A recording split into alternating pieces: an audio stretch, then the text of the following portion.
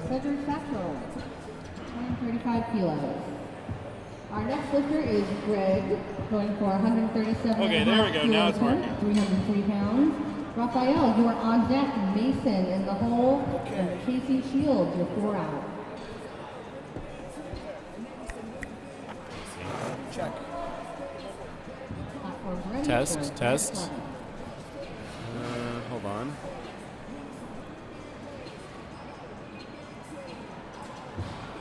Test.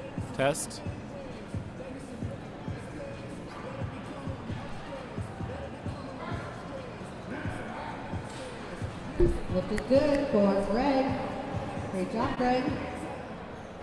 Our next lifter is Raphael Uribe, going for 142.5 kilo attempt, 314 pounds.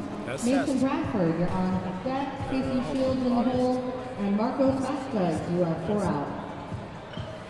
Test. No. Test. Damn it.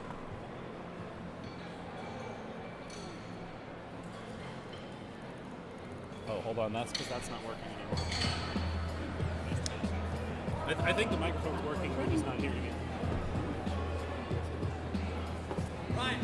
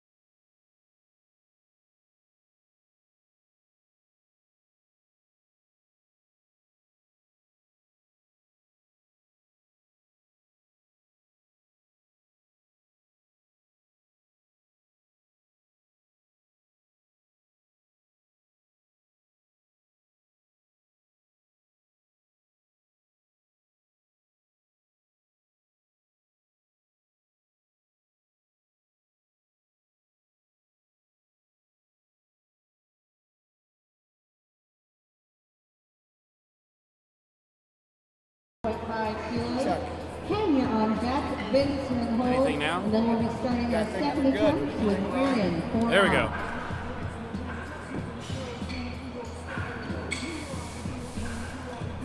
All right. Yep. Test. Welcome back, guys. This is Coach Gaglione here, back once again. This is the SuperTraining Classic, sponsored by HowMuchYouBench.net, brought to you by Bodybuilding.com. Yesterday was pretty epic. We had some great lifting from some newbies, some beginners, as well as some celebrity guests like Brian Shaw, who deadlifted 881, 400 kilos for an exhibition. Yeah. Strong 167.5 attempts. Our for next Marcos. lifter is Ken Keenan going for 170 kilos. 374 This is Kenneth up here. He's taking 170 kilos. Aaron, you're in the hole, and Arturo For his opening attempt, 374 pounds. So some of you guys watching may be asking why they're using a slingshot versus just a traditional bench press. Just a different type of competition. The main difference between a slingshot and a regular raw bench, slingshot is going to support you in the bottom position where you're most vulnerable, and it's going to give you a little boost at the bottom, but allow you to feel that heavy weight at the top. It's a great tool for training, whether you're a powerlifter or a recreational lifter, to help overload the top of your bench press so your nervous system gets used to handling heavier weights. It's also going to allow you to get a little bit more work in, a little bit more volume, some more sets, some reps at a given weight to increase your work capacity and to get more work in over the course of your training cycle. 402 pounds. When we're heading into our second attempt, Aaron is on deck. Again, this is Coach Gaglione here, Gaglione Strength, coming from Strong Island, New York. Flew out here to beautiful Sacramento to help out.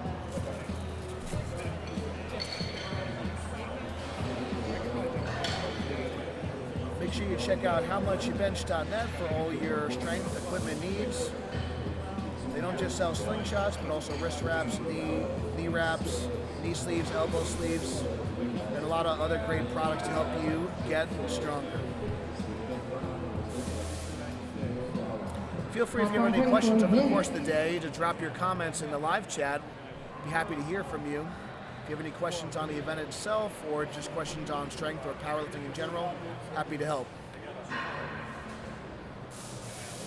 Athletes in this competition are wearing a slingshot for protection for their shoulders, help overload the top a little bit. Athletes on this day are wearing the original red slingshot. The red slingshot is the medium amount of tension and medium amount of assistance you'll get. If you're new to powerlifting or you're a woman or a lightweight man, a reactive or a blue slingshot is recommended to start out. And once you get toward that 300, 350 mark, an original red slingshot could be a good choice for you. And if you're over that 400, 450 bench press mark, a Mad Dog slingshot could be a good option as well from time to time, as well as if you're looking to get into equipped lifting. But the slingshot is a great tool no matter what your level. It's also great to help you handle more push-ups. If you're a beginner and just trying to get some more volume in push-ups as well, it's a great device for that. It's a great tool to have in your arsenal. It's not something you have to use all the time, but definitely something that should be in your toolbox if you're a serious strength athlete or just a recreational lifter. Platform's ready for Aaron Hart. For this particular contest, it is in kilograms, so those red 25 kilo plates may be deceiving, but they are about 55 pounds apiece. This is 281 pounds, so it may not look like much, but those competition plates are very dense in material. They're going to make the weights a little bit more compact to the center of the bar. Nice grind from Aaron here. This is a successful 281-pound attempt. You're going to see lifters here utilize some different techniques here. Some may use a high arch, some people may use the feet tucked back, some people may use the feet flat on the ground. And Cedric, you're 4 out. There's going to be advantages and disadvantages to each. Typically the feet flat lifters will have a little bit more leg drive, a little bit more stability, but not as high as an arch. The feet tucked lifters will have a little bit higher of an arch and be a little bit less range of motion, but it's a little bit less stable and it's a little bit harder to get leg drive in that position.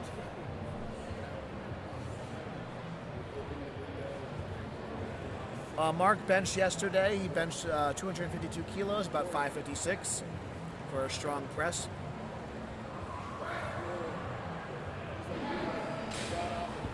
It's a good lift from Arturo. If you're trying to build your leg strength, a great place to start is something like a goblet squat or a belt squat, even a leg press. And as you get more comfortable going into something like a high bar squat or even a box squat, would be a great place to start if you're looking to get some stronger legs. If you have the mobility to do a front squat, that is a great option as well. And the benefit of a front squat versus a back squat, it's going to teach you to stay a little bit more upright. It's going to limit the amount of weight you can do, and it's a little bit more of a technical lift. So it kind of forces you into a more upright position to stimulate your quads a little bit more.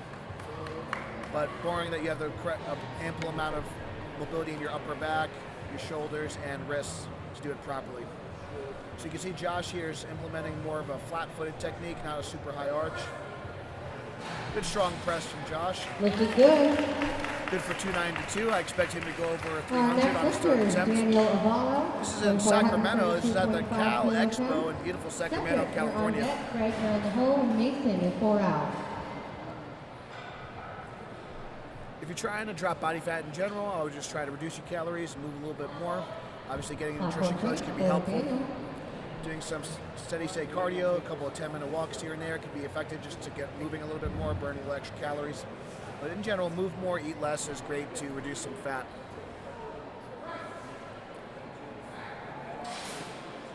Good strong press from Daniel, good for 292. Our next moving up over 300 pounds. This is 140 kilos for Cedric. Greg, you're on deck. Mason in the hole. Again, this is Coach Gaglione here commentating today. I'm really excited to be part of the SuperTraining Classic meet. This is not your traditional powerlifting meet. This is a push-pull event. And folks, if you haven't done so already, also the bench press features a slingshot. Over in the corner near the bleachers. You can learn more about all of Marco's great products, the slingshot. There's actually no singlet required for this particular competition. It's going to kind of lower the barrier of entry a little bit, get more lifters involved in the sport. Some lifters may feel a little self-conscious when they're starting out about wearing a singlet. So this is a great first event for a lot of these lifters, getting their feet wet, just having a good fun experience, getting exposed to the great sport of powerlifting. Looks like a little struggle toward the top, but a good press for Frederick there. Our next lifter is Greg Slavin, going for 142.5 kilograms, 314 pounds for Greg. Mason Bradford, you're on deck. Casey Shields in the hole, and there's no minimum weight to enter this contest. It's good for newbies and elite lifters alike. What's really cool about a meet like this and just powerlifting in general is you can pick whatever attempt you'd like to start. So you can literally, if you want to bench press, start at 45 pounds, you can. And you could, start at whatever weight you'd like. So whether it's 45 pounds or 450 pounds, you are in control of the weights you do, and you're trying to achieve your personal best every time you do some sort of powerlifting competition. A little wobbly toward the bottom there, but a good lockout from Greg. That's good. Good lift for him. Our next lifter is Mason Bradford. Moving past that 150 kilo mark. This is 336. Mason is up next. Casey, you're on deck. Furious Raphael, Pete's all celebrity lifters lifting today. Marco, Furious Pete, unfortunately, was not in attendance. And feel free if you guys have any questions, drop your comments in the live chat. I'm happy to help. So for this particular contest, the lifters will be provided a slingshot from the crew here that's going to fit their body type. The slingshot's going to provide assistance in the bottom position where your shoulders are most vulnerable. It kind of stretches as you lower the weight and contracts as you raise it up, just like your muscles would. They're utilizing the Power wrist wraps today. It's definitely a favorite brand that we like to use here at my gym, Gaglione Strength. The wrist wraps are going to help support the wrist. It's going to provide some compression for the joint. With 160 kilogram test. That compression of the joint and the support for the wrist can help put the athlete in a more neutral wrist position, which allows better power transfer from the athlete into the barbell. It's going to help prevent some wrist injuries and wrist pain, but also help improve performance. I would definitely love to see powerlifting in the Olympics. I do think that if powerlifting was in the Olympics, it would have to be probably something like this, a push-pull or a deadlift only. The squat requires a lot more spotters. It's a lot of people in front of the camera and things like that. It does take a little bit longer when you do a 3-lift meet. So I would imagine that if powerlifting was in the Olympics, it would probably be in a push-pull or a deadlift only fashion. Deadlift would probably be make the most sense because you don't need as many people on the platform or as much equipment. The most important thing I would say in powerlifting is consistency over time. That was a tip I learned from Stan Efferding. You want consistency, intensity over the course of your career. For a good, strong, healthy career that's going to last a long time. The longer you're in the game, the more successful you can become. In the hole, and Vince, you're 4 out. The lifters are given a pair of wrist wraps and strong socks as part of their entry, but the slingshots are, I believe, are just there for the meet itself. They're not given out.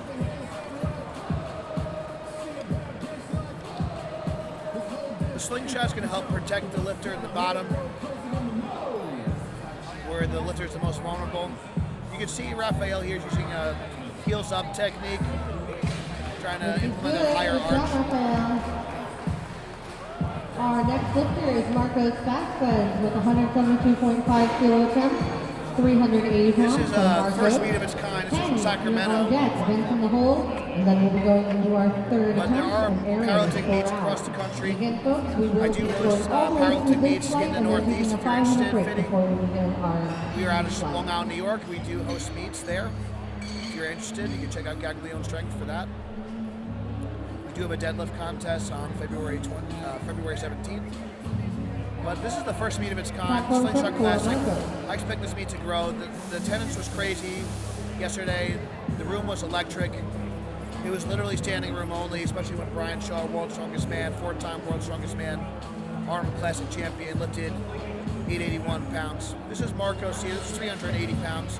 Good strong press. Good grinds from Marcos. Good job, Marcos. Good for 380 pounds. Our next lifter is Ken Keenan with 182.5 kilo attempt, 402 pounds for Kenneth Keenan. Vince, you're on deck. Aaron in the hole. And Arturo, you're 4 out. Oh yeah, let me see. Let's see. To try to bring up the level on the stream a little bit. Well, yeah, I guess you got like a text message or whatever. Just bring up the Okay, mics. here we can bring the volume up a little bit. And here we'll kind of point it at you a little bit more. A bunch of people are asking about the slingshot. The slingshot is a supportive device. It's going to help the lifter out of the bottom of the lift where the lifter is the most vulnerable. It helps accommodate resistance. So the lifter is going to get a little boost where the lifter is the most vulnerable, where the lifter is at mechanically weakest position. And it kind of lets go toward the top where the lifter is the strongest to help accommodate that strength curve. It allows the lifter to get some help in the bottom, so the weights are going to feel a little lighter in the bottom and a little heavier at the top, help accommodating that natural strength curve for a movement like the bench press. Didn't quite have enough there. Good attempt from Kenneth, but that's a no lift. Didn't quite have enough power to drive to that sticking point in the mid-range. Our next lifter is Vince. You can definitely check out howmuchbench.net for all your strength equipment needs, not just slingshot, but your wrist wraps, knee sleeves, knee wraps, and a host of other great products like the Hip Circle, which is a great tool not only for lower body, but the new Hip Circle Sport's great for upper body work as well to help prevent some shoulder injuries, work that upper back, and great for a warm-up before you bench press. I do like raw and equipped. The biggest difference, I would say, is the more equipment you add. So a slingshot would be an example of adding more equipment. It's more like a medium level. A bench shirt would be more of a experienced type of equipment. Good strong press from Vince, good for 407, getting up there in weight. I would use the analogy that raw lifting is kind of like a foot race, and equipped lifting is like riding a bicycle. Both are races, both are related, but they're different animals in different sports. And the more equipment you have, there's more things that can go wrong. Arturo's on deck, Josh in the hole, and Daniel with 4 out. And again, folks, we will be taking a 5-minute break. So it's just a little bit different, it's a little bit more technical, but I would definitely advocate you try both and see what you like. I like to dabble in both personally. My next meet is in April, and I'm planning on doing my first multiply equipped meet at 242, and that's going to be really exciting for me. Yeah, the slingshot does kind of force the lifter to tuck their elbows a little bit more. It's important for the lifter when utilizing the slingshot to help stretch the material at the bottom so they don't over tuck their elbows. You want that wrist stacked over the elbow for the best power transfer, but it is a good tool to help keep your elbows in. When your elbows tend to flare out towards your sides, that can be problematic for your shoulders and cause some stress in the shoulder joint. Good effort from Aaron, but that's a no lift. He's going to get another crack at that. Oh, sorry, that was his third attempt. These are our third attempts here, so the lifters are going to be going for broke here. This is going to be their heaviest attempts of the day. Typically, you like to open with something you can do for around a triple, somewhere in that 87 to 92% range. And you typically want to try and build momentum going into the second attempt. Your second attempt might anywhere be from 93, 94, upwards to 95, 97% of your max. And that third attempt you're going to go for broke might be 100, 102, or even 105% of your max if you really want to try for that new all-time PR, the personal record that everyone's after.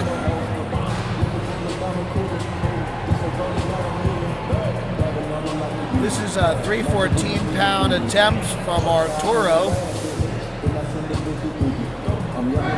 Good pause. Looks like his elbows flared a little early there, and he couldn't quite lock it out, but good effort from Arturo. Our next lifter is Josh Berrigan going for 145 kilo attempt. A lot of lifters are going for that 314, 319 barrier. Daniel is on deck, Cedric is in the hole, and Greg is 4 out.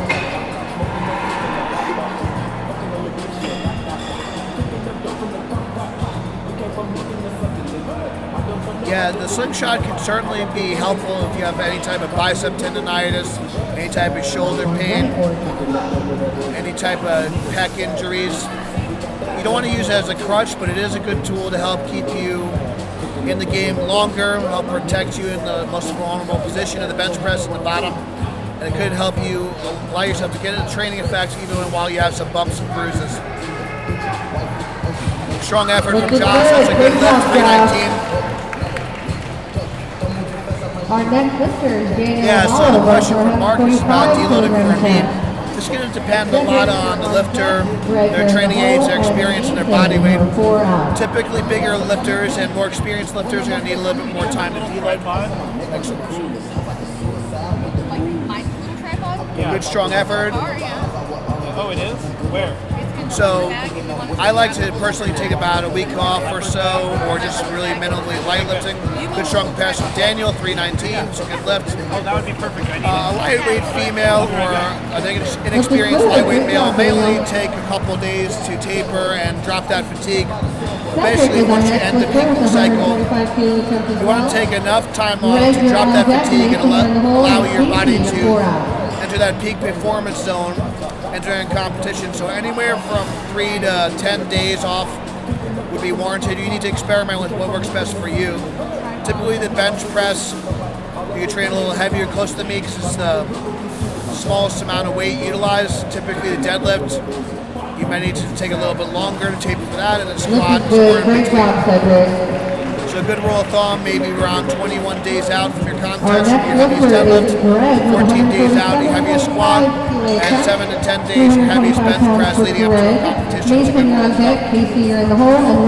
And absolutely you want to give that CNS as a rest so you can realize your best weights on the platform. This is a 325 attempt from Greg Slavin here. Utilizing the belt as well, just to allow his belly to push into the belt a little bit, to brace a little harder. Good strong effort. Greg. Great job, Greg. Our next lifter is a lot of these lifters, it's their first competition, so they're just really getting their feet wet here. This is a great event to get exposed to the sport of powerlifting and see if they like it, see if they want to continue in the future.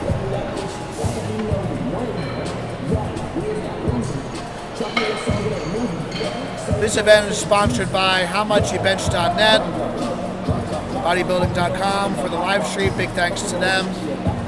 HowMuchYouBench.net for all your strength equipment needs, not just slingshots, but a whole host of supportive gear to help you get stronger.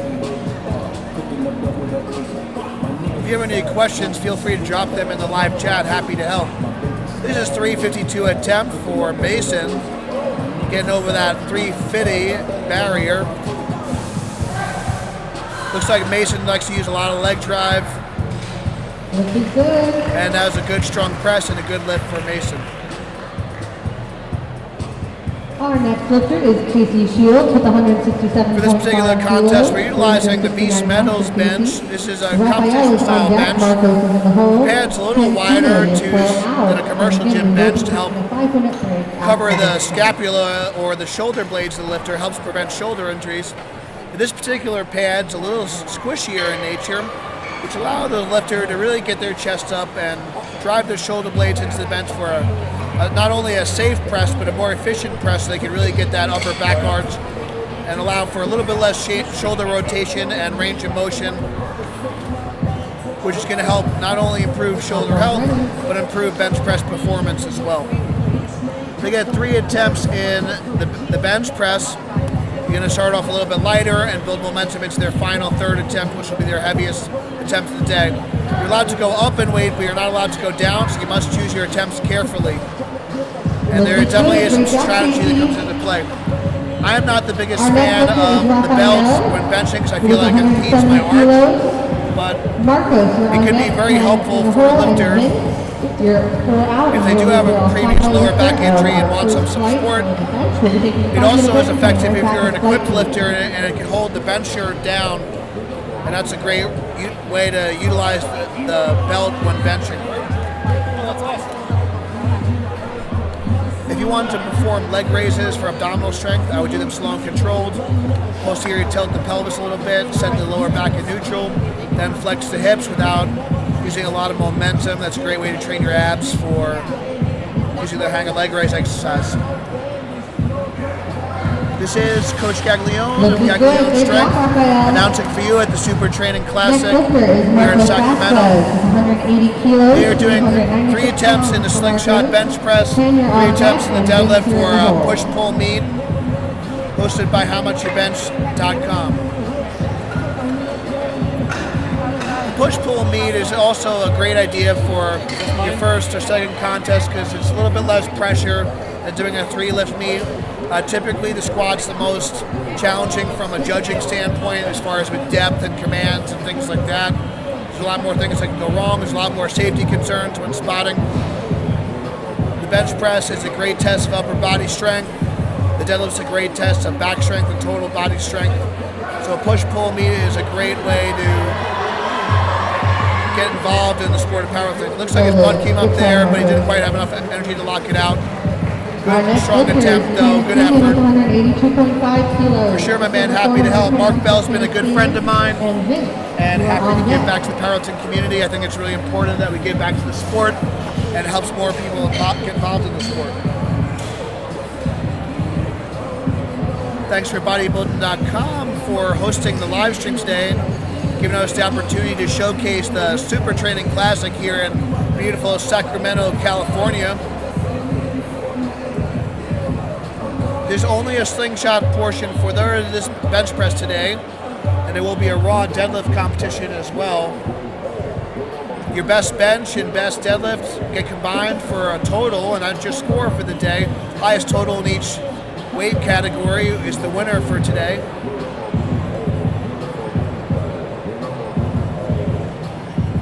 This is Kenneth here. This is 182.5 kilos, a nice 402 attempt. A lot of people dream of this 400 barrier.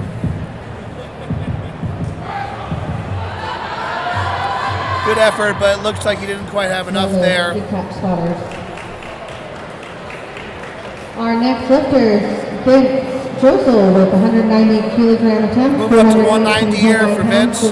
This is a 418 attempt. A 5-minute break before heading into our second flight of the day for the bench. The other benefit of using the slingshot for max attempts, since you are supported in the most vulnerable position in the bottom, it's going to allow you to train a little more frequently. There's going to be a little bit less joint stress, a little bit less damage in that bottom position.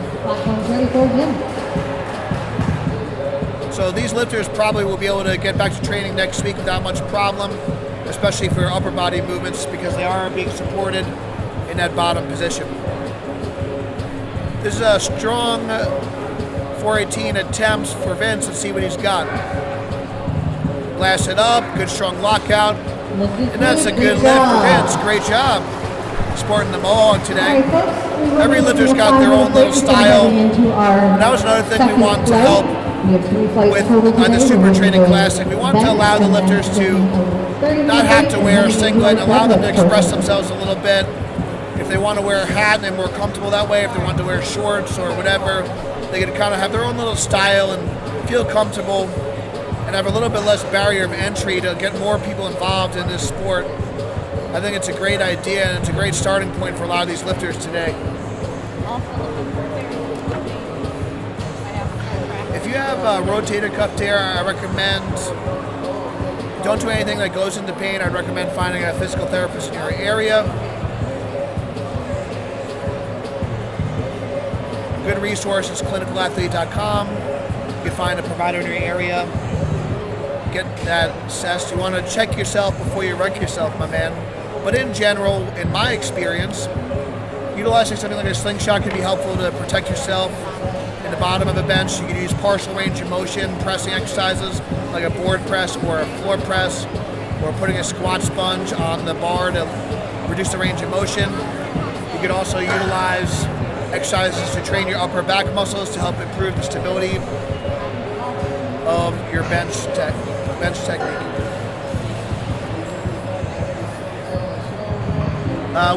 We have programs that we offer, Marcus. If you're interested, you can check out Gaglione Strength for more information on that. But there's lots of great stuff out there. Something like a 5-3-1 or a 5-by-5 can be a good place to start. But if you're newer, nothing wrong with trying to coach in your area, or if you can't find a coach in your area, a distance coach is a great option. Obviously, if you're out of Sacramento, checking out SuperTraining Gym would be a great option. If you're out in the East Coast and you want to check out Gaglione Strength in Long Island, New York, we'd love to have you and help you out as well. But find someone in your area. You can check out Powerliftingwatch.com for powerlifting-friendly gyms, so you can get involved in the wonderful sport of powerlifting. As far as taking time off for meet, I recommend just doing some dumbbell work, machine work, and let your spine and shoulders decompress a little bit after the contest. But after a week or so of active recovery with some light weight, some machine, dumbbell, bodyweight work, nothing wrong with getting back onto the bar and getting rolling again with lighter weights. I would recommend starting in the higher rep range at 6 to 8 or even 8 to 10 rep range and get rolling from there.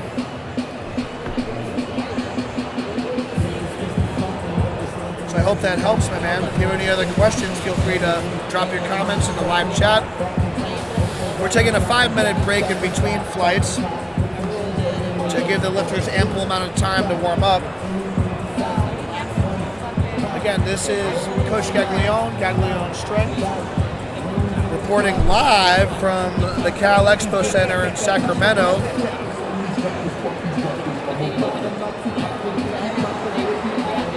This is a push-pull contest, the SuperTraining Classic, hosted by HowMuchYouBench.net and Slingshot. Very grateful to have someone like Mark Bell in our corner to help represent and be an advocate for the sport of powerlifting. Hello. What are you doing? If you have any questions, feel free to drop your comments in the live chat. If I did miss your question, feel free to post again, and I will try to get to it the best I can in between the commentary. I will do my best to answer your questions while I do the commentary for the live feed. Mark Bell's been a great fan and big influence on myself. Mark Bell is not only promoting strength and performance, but also health and wellness. We've been on a weight loss journey together. We started around the same time. I've lost about 70 pounds myself, and I'm looking to not only be strong, but also healthy and fit, so I can do this for a long period of time. I would recommend, if you want to do an overhead press, it depends on your shoulder flexion, so your ability to raise your upper arms overhead. If you have limited shoulder flexion, a steep incline or seated overhead is recommended.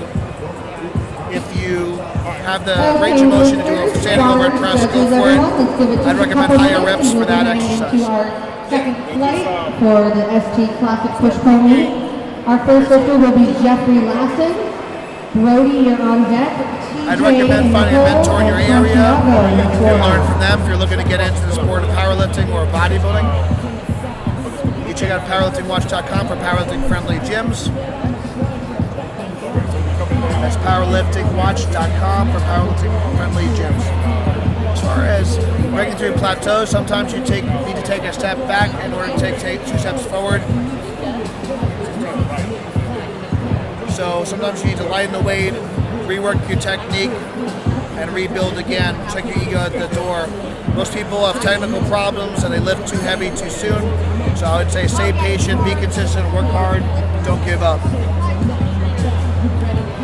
There's many different ways you can utilize a slingshot prepping for a meet. Okay, everyone, let's get in place. I personally like to use a slingshot during the peaking phase of the program for the last 3 or 4 weeks. Slingshot and how much your bench got next. So for me, after I do my raw work, I'll work up and do some heavier singles or a rep work or an AMRAP set with the slingshot after my main work is done. You can also use a slingshot during the hypertrophy phase of the training if you want to improve your volumes. After you do your main bench work, you can do some more sets with a similar weight or slightly heavier weight for more reps with the slingshot. But I personally like to use a slingshot as an overload tool during a peaking phase, and I found great benefit for that. So for example, let's say on a testing week, you might work up to 95% of your 1 rep max, and then you can take a couple of singles above or at 100% with the slingshot. That's a good one way to implement the slingshot in your training. This is a 226 attempt for Jeffrey.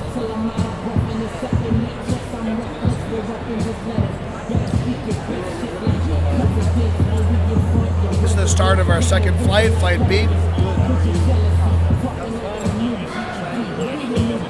Very smooth press from Jeffrey. This is good. Great job, Jeffrey. Our next lifter is Brody Thorne with 125 kilogram attempt. TJ, you're on deck. This is a 125 kilo attempt.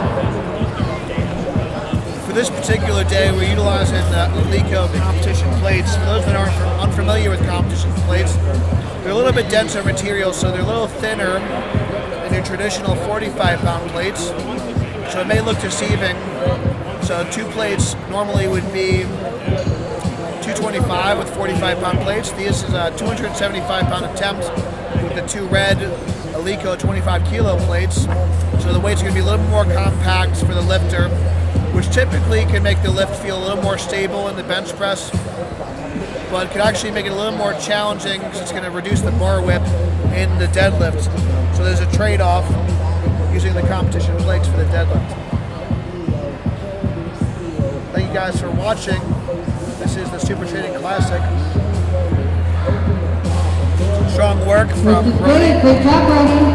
A lot of the lifters that are more experienced like to open light Our and build next momentum lifter is into second TJ attempt. Johnson with 130 kilogram attempt. It's definitely a Santiago, better you're tactic on deck. there. Matthew Weller, you're up in the hole, and Ryan in 4 out. The question is learning the deadlift form. The first thing I would recommend is learning the hip hinge. Feel free if you want to check out some videos, whether it be SuperTraining channel or Bodybuilding.com. We also have plenty of deadlift tutorials. I have a deadlift tutorial with my world record holder and athlete, and my coach Larry Williams on our YouTube channel, Deadlift Strength. You can check that out. So number 1, learn form first, start light. I would start out with hip hinging exercise. You can do an exercise like a dumbbell belly swing to learn the proper spinal mechanics, to learn that hip hinge. Start off with a low rack pull and master that with a double overhand grip, and then progress your way down to the floor with lighter weights and sub-maximal reps. Good strong 286 temp from TJ. Looking good. I would also recommend you learn how to breathe and brace properly to help protect your spine, learn to create that intra-abdominal pressure without a belt so you can learn to engage your core muscles and protect your spine. In the hole, Jonathan, you're 4 out. As far as supplements, you can check out all your supplement needs from Bodybuilding.com.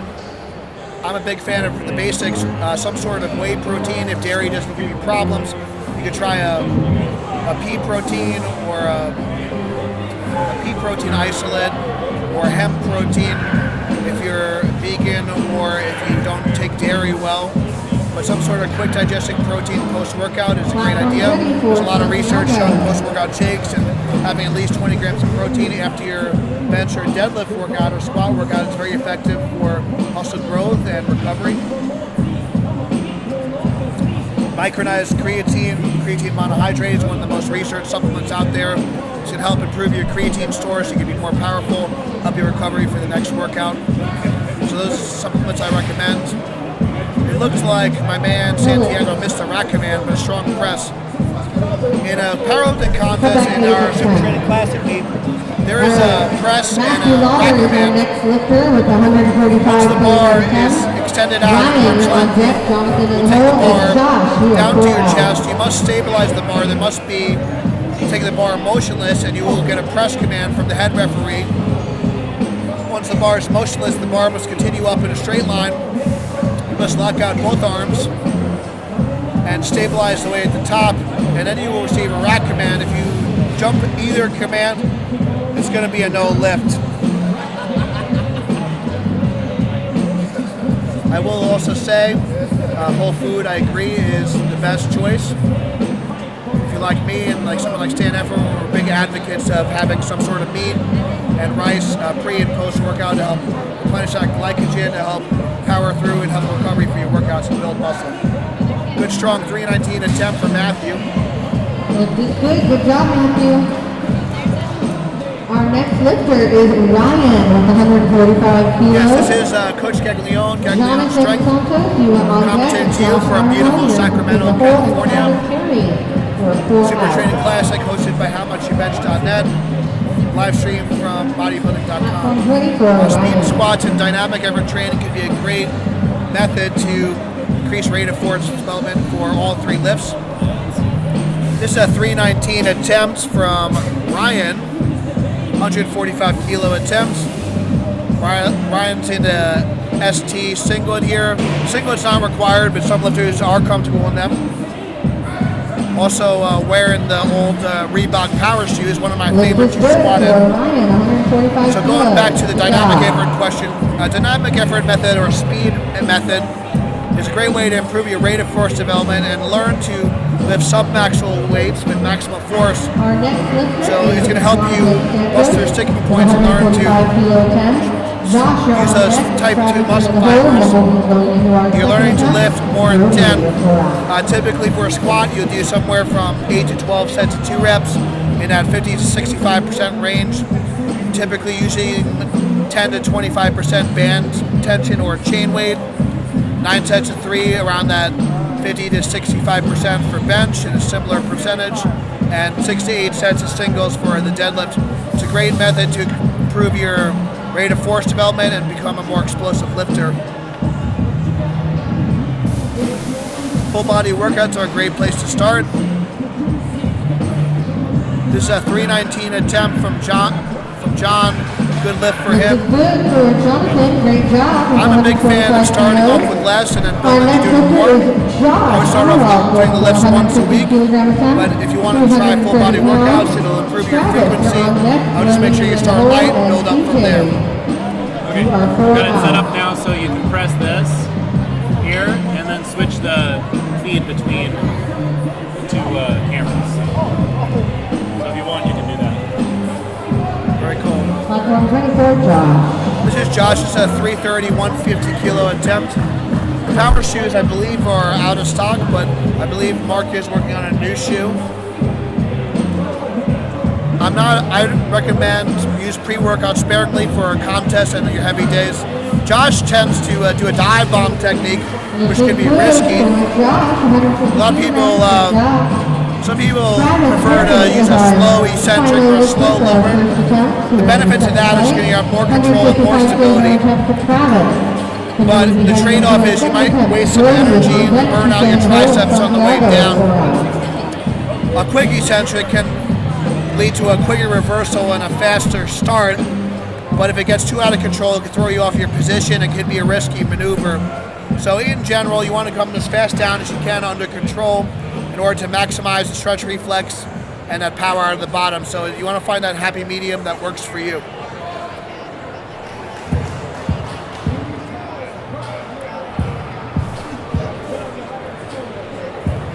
As far as strength training for improving speed, the The squat and the deadlift with sub-max weights and high speeds.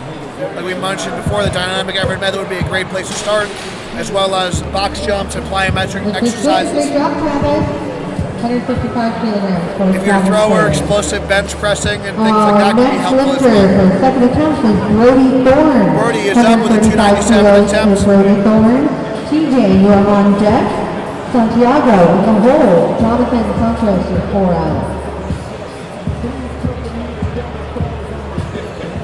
This is Coach Gaglione Strength, coming to you live from the Cal Expo in beautiful Sacramento, California. This is the SuperTraining Classic, hosted by Mark Bell and HowMuchYouBench.net for all your equipment and strength equipment needs. Protect yourself before you wreck yourself. Check out HowMuchYouBench.net. Thank you for Bodybuilding.com. You can check out them for lots of articles and all your supplement needs.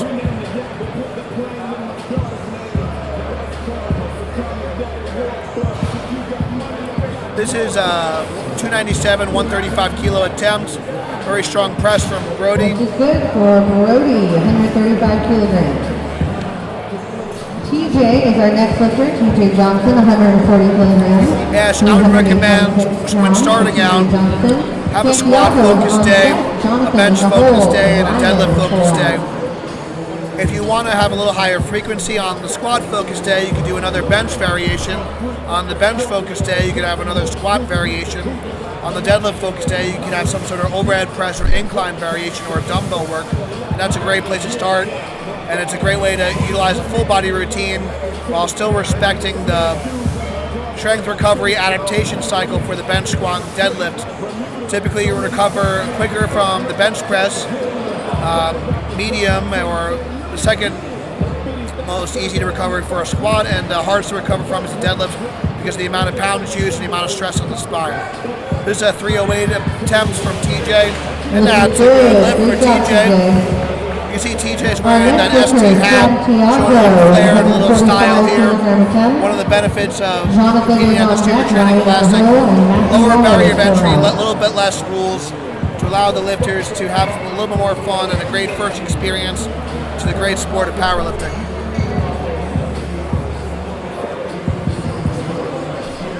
Five by 5 is a great option for beginners as well.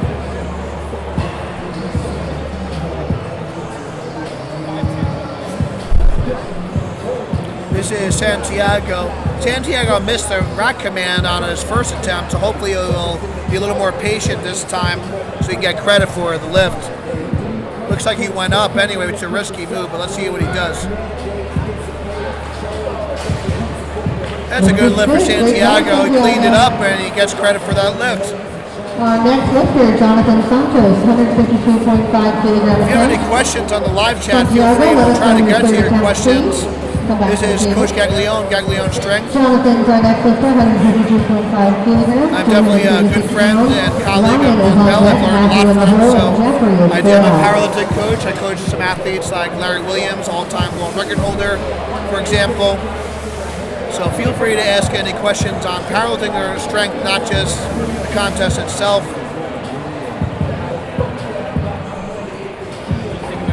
Please keep the live chat relevant and clean.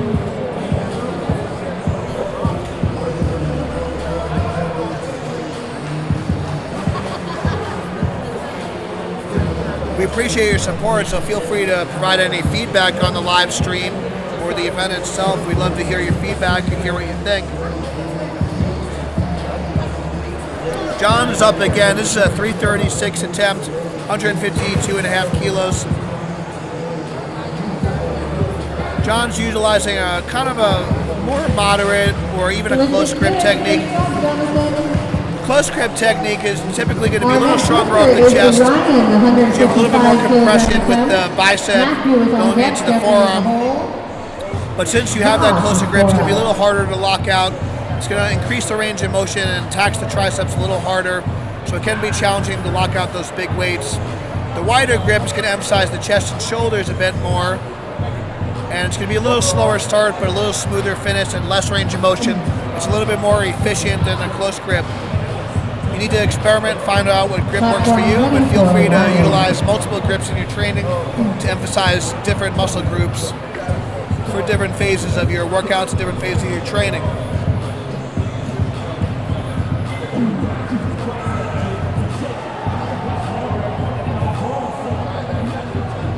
This is Ryan with a 341 attempt, 155 kilos. Rocking the ST singlet.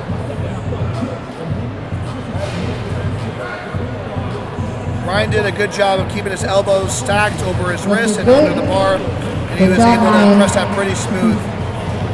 Our next lifter is Matthew Weller, going for 160 kilograms. Another 352 attempt for Matthew. On deck, Josh in the hole, and Travis will go out. Feel free to drop any questions in the live chat about powerlifting or strength.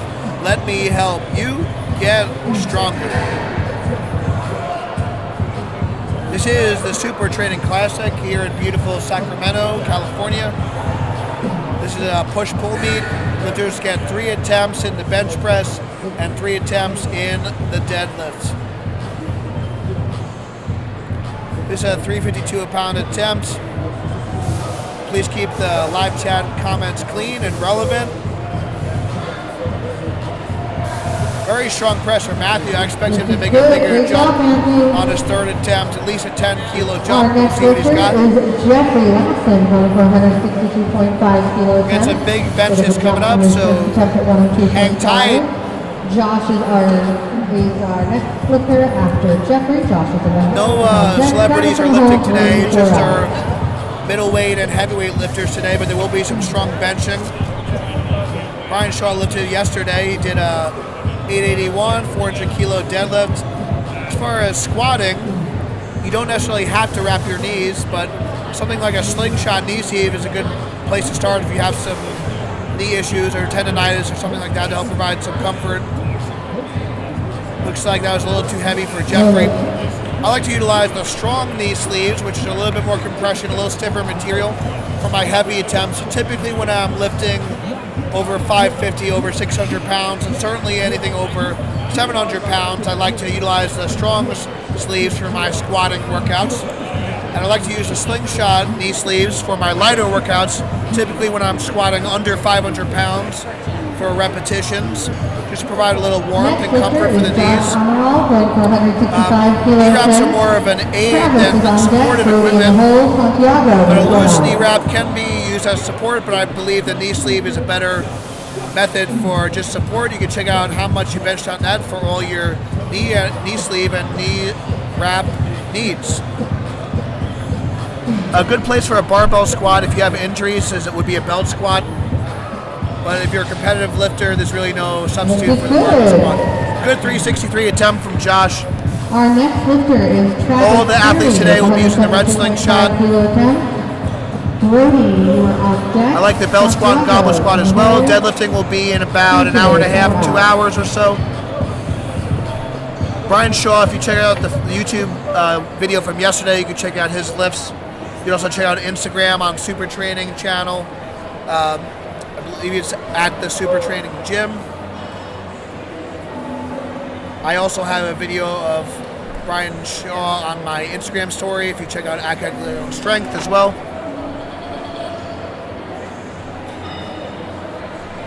That was a successful attempt.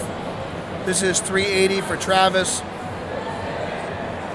No lift there, didn't quite have enough out of the bottom to bust that sticking point. We're heading straight into our third attempt. So weight class in powerlifting for women, there's a 97, 105, 123, 114, 123 weight class. And then for men and women, there's 132, 148, 165, 181, 198. After 198 is super heavyweight for women, and then for the men, there's 220, 242, 275, 308, and super heavyweight. So those are the weight classes in powerlifting. In this particular meet, we had a lightweight, a middleweight, and heavyweight division. So it was under 200 pounds, 231 and under, and 231 and above for this particular meet to increase competition a bit.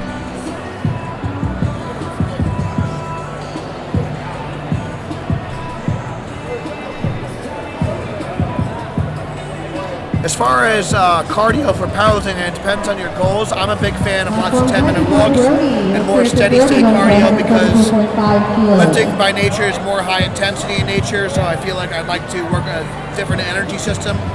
So I'd like to do more kind of aerobic type work to help kind of counteract the high intensity work I'm doing in the gym. But it depends on your goals and what you want to accomplish with the cardio. This is Brody. This is a 314 a pound attempt. This is his third and final attempt. Good strong press from Brody. And that's a good lift. Great job.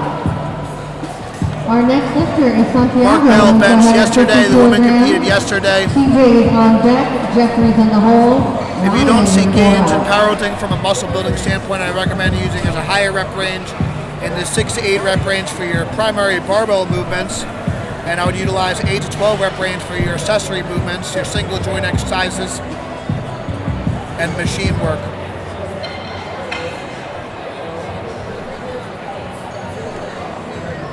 Military presses and dips are not necessary. I like to utilize just lateral raises for my shoulders, and I do a ton of incline presses and dumbbell presses, and that works really well. If you want to improve your military press, it's fine, but I would try military press on a separate day when you're not having bench as a primary focus. That's a good strategy if you're having trouble with that.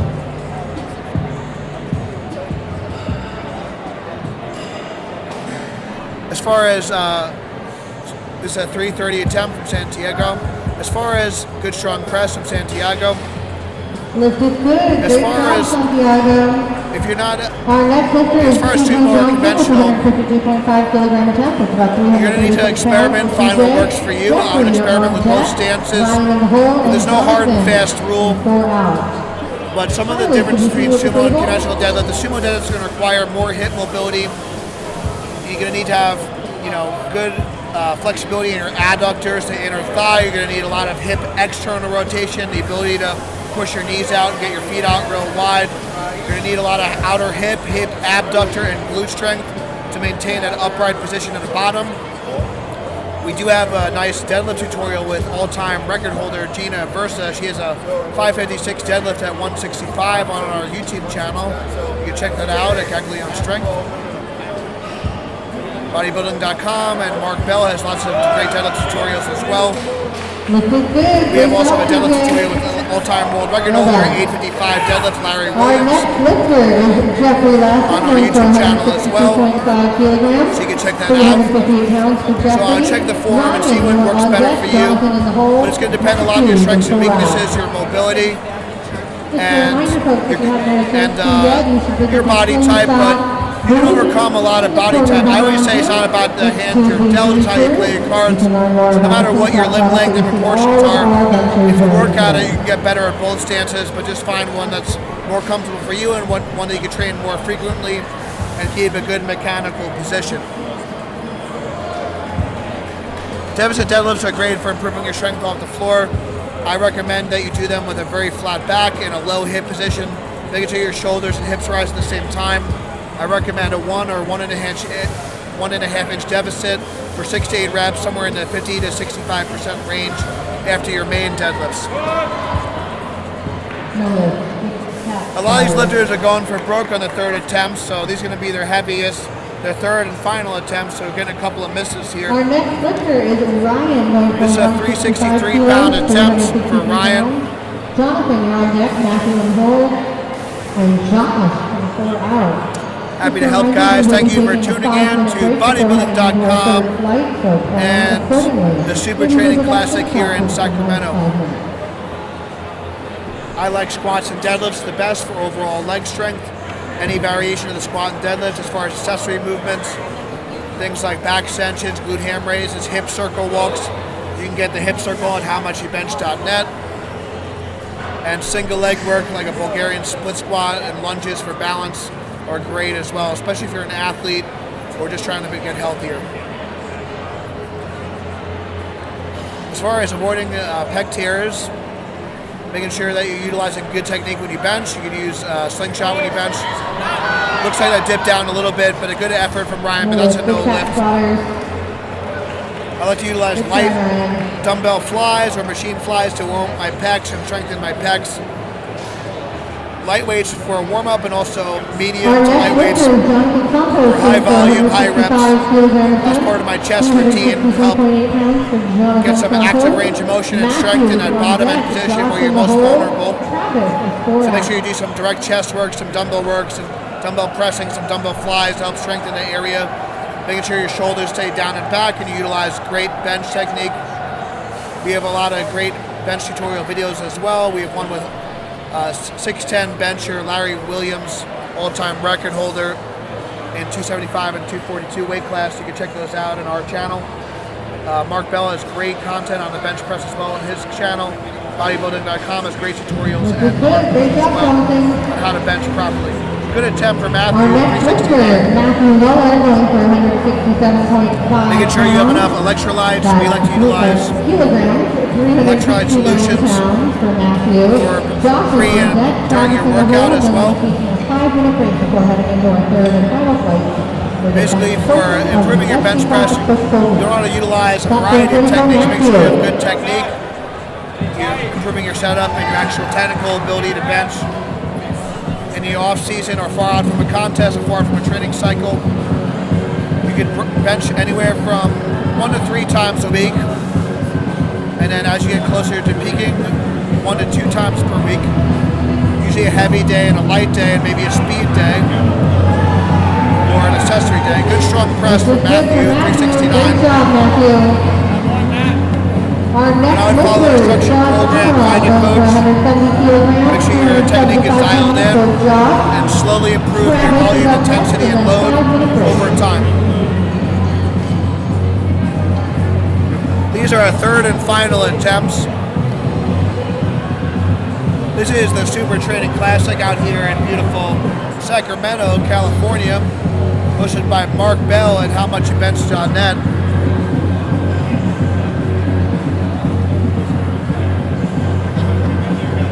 It's a 374 attempt for Josh. Josh likes to utilize that quick eccentric technique and it paid off for him here. A good attempt for him. Our next lifter is Travis Perry. This is Travis Perry. 117.5 kilos. This is a 380-pound attempt, 172.5 kilos. 5-minute break.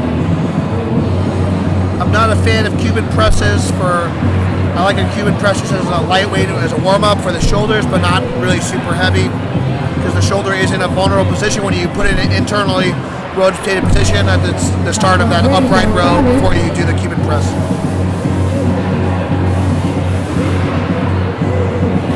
This is Coach Gagnil Strength. I came all the way from Strong Island, New York to be here to commentate for you guys. I hope you enjoy the show today. Good strong press from Travis. Good, great job, Travis. Came back and got that one, so it's a great effort. It's really hard to come back after a miss, so kudos to Travis for overcoming adversity and nailing that third attempt Visit bench. the slingshot booth, go grab some food, restroom, come on back here in 5 minutes. Catch our third We're going to take a quick 5-minute break and we will resume. I'll be back, guys. Hang tight. You don't want to miss a third fight. These are going to be your heaviest benches of the day. I'm just running to the bathroom quick.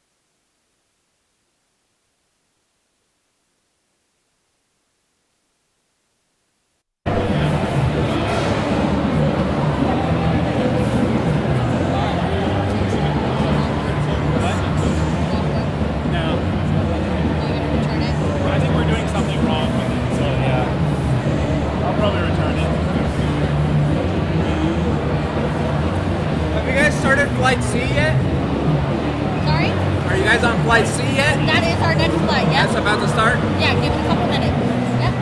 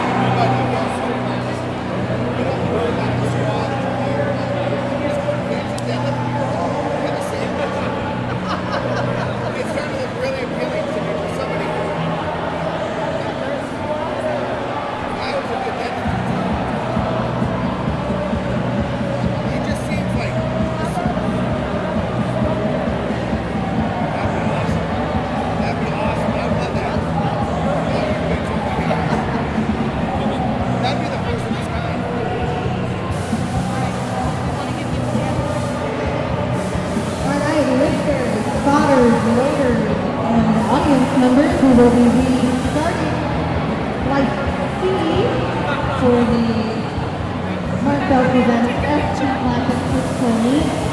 Lifters, spotters, judges, this is the 2 and 3. In the next couple minutes, we will be starting again soon. The first lifter is going to be Moses.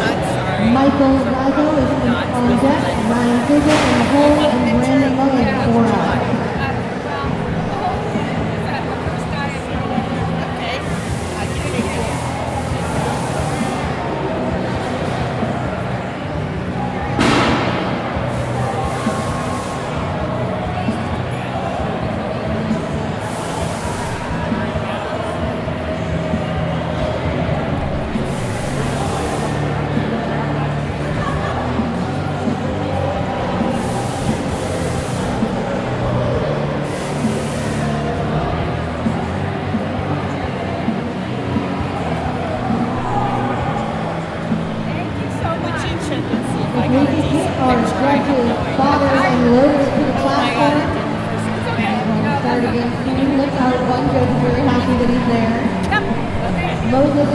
Alright guys, we are back. We're about to start Flight C.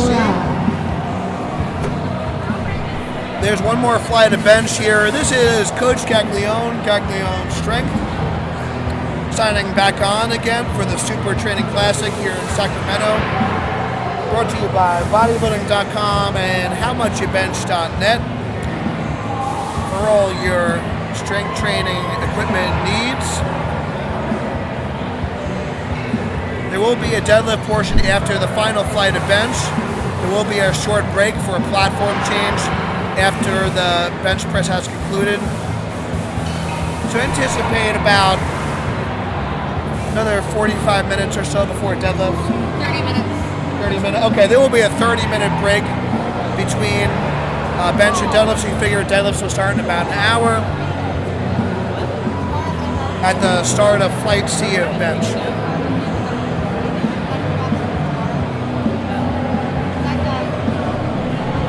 Ash, that's not a bad place to start. It's not exactly how I would do it, but again, I'd recommend for if you want to go the full body route, I would do a squat focus day, so I do a squat and a bench variation on day 1, lower body assistance work.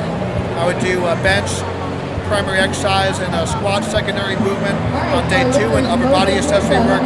And I would do a total body day deadlift and either incline or overhead press and total body assistance on day 3, and that's how I would start. And that's how we train our lifters at the beginning of a training cycle. This is Moses here, 330 attempt for him, 150 kilos.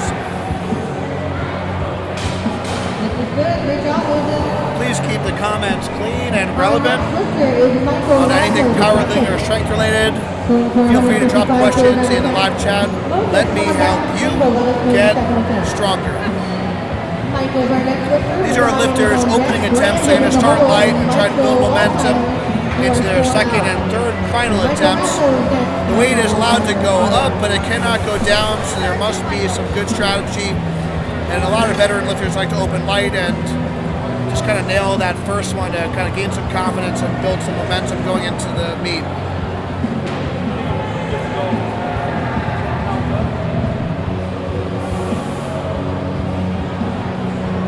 This is Michael with a 341-pound attempt. This is good. Great job, Michael. Our next lifter is Ryan Hugo, going for 160 kilograms. We got some big benches coming up. We have a 440 opener toward the end of the flight, so expect to see some lifters going to close to that, or even above that 500-pound mark today. So you want to stick around for these final attempts. This is going to be a show.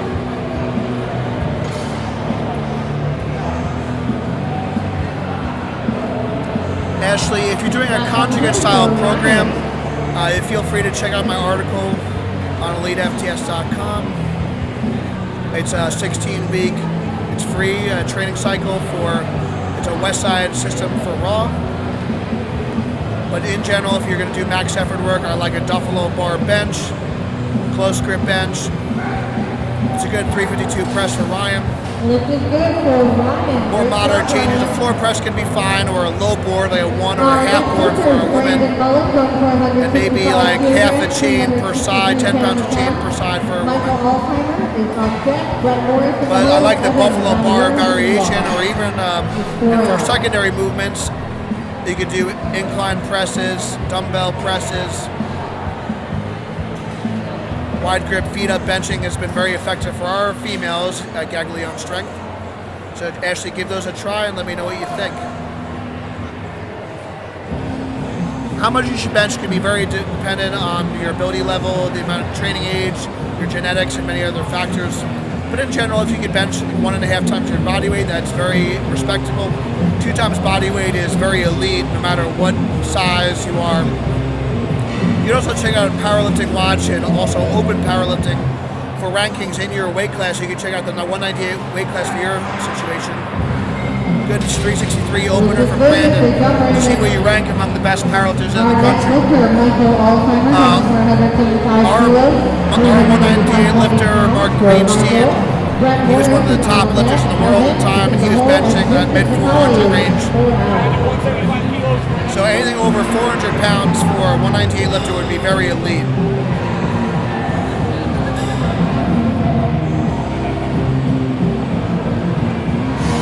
For teenage lifters, I recommend not worrying about load, but also checking out their form more importantly than the load on the bar, not worry about the actual weight. This is a 385 opener for Michael. Michael had an interesting technique. His elbows were out wide, but his hands were in close. We'll see if that technique pays off for him. Typically, what I like to see as a coach is that the wrist and elbow are stacked in the bottom for more optimal power transfer.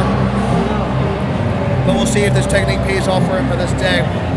For this particular contest, we're using the Alico competition plates. They're a little bit thinner, but those 25 kilo, reds are deceiving because they're a little thinner, a little denser. Those are about 55 pounds a piece, so this is 385 pounds, even though it may appear like it's only 310 because 3 plates per side. That's a massive 385 pound press from Brett, and he smashed that sucker. Great lift from Brett, and a great beard as well. Our next lifter is Evan, 175 kilo strength also for Evan. Also rocking the ST headband from how much he benched on that.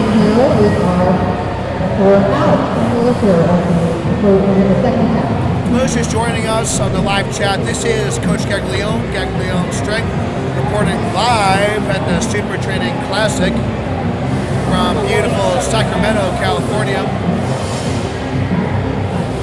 Dumbbell flies are excellent to build the pecs. I recommend lighter weights and higher reps on that. 3 to 5 sets, anywhere from 8 to 15 reps, even a little pause at the bottom. This is Evan with a 385 attempt. A lot of lifters are opening around that 385 mark, so I expect them to go over 400 today. So there should be some 400 pound presses on our second attempt. Vincent's our next lifter. Bill is on deck. Ryan Hill in the hole, and then we're going into our second attempt. Moses is 4 out. As far as warming up for a max attempt, typically you're going to take anywhere from 5 to 6 sets, depending on your strength level. Most people start off with the empty bar and then go from there. A good rule of thumb is your jump should be around 10% of your max or so. So if your max is 100 pounds, you might take a lot of 10-pound jumps here and there. If you're a 300-pound lifter, the majority of the jumps should be in that 30-pound range. If you're a 400 or 500-pound lifter, a 40 or 50-pound jump should be the majority of jumps. You're going to start with bigger jumps in the beginning and smaller jumps toward the end. Typically, you're going to warm up to anywhere from 80 to 85% of your max before you take your opening attempt, which is going to be anywhere from 87 to 92%. So again, around those 10% jump range, you start around, 40, 50% and build from there over time. So you might go from like 40 to 50 to 60, 70, 80. If if you like even jumps, or you can make bigger jumps from start to finish, but you want to take 5 or 6 sets to warm up, and then your opening attempt should be around 87 to 90% of your max, and then increase weight by around 5% each attempt after that as you close in on your 1 rep. This is a 402 attempt. Vincent is utilizing a close grip technique, which is typically a little more powerful on the chest, a little harder to lock out than a wide grip bench. The lift paid off for him.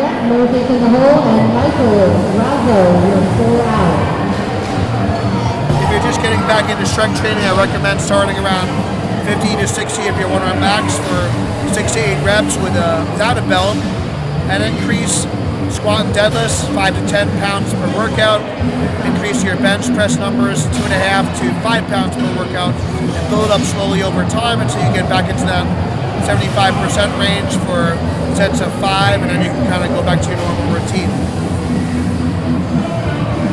5x5 is a good starter program. It's a good 5 reps is a good compromise between strength and muscle building. So if you had to choose 1 rep range for general strength, a 5x5 or just sets of 5 in general is a great place to start. Very strong, impressive build. 440 attempts. This is a massive 215, 474 opener. I expect Brian to go over 500 today. This is our heaviest opener for the day. 474 is a massive lift. Let's see what he's got.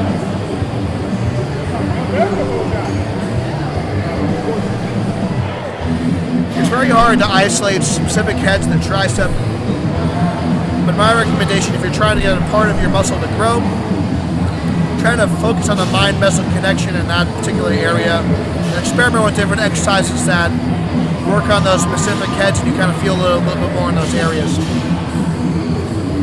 I agree. I like ground beef for my non-pre and post-workout meals. The meal is not around my training time. This is a 474 attempt. Good control. Great power from Brian. Awesome. Huge 474 bench attempt. Good job, Brian.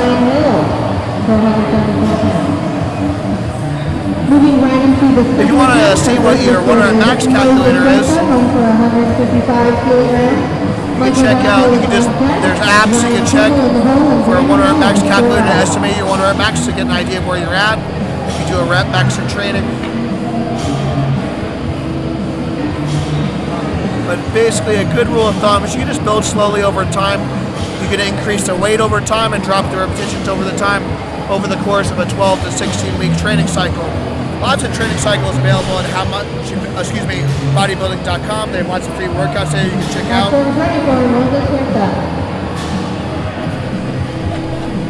I would say an intermediate lifter is when you're getting to that point where you're top 50 or approaching top 50 on Powerlifting.com in your weight class.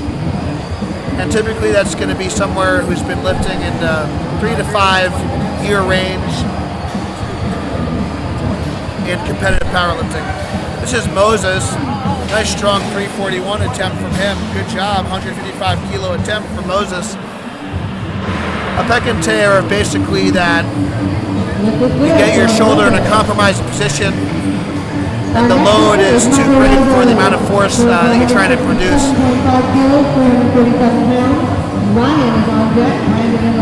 So essentially the muscle can't handle the load on the bar in the position that you're in.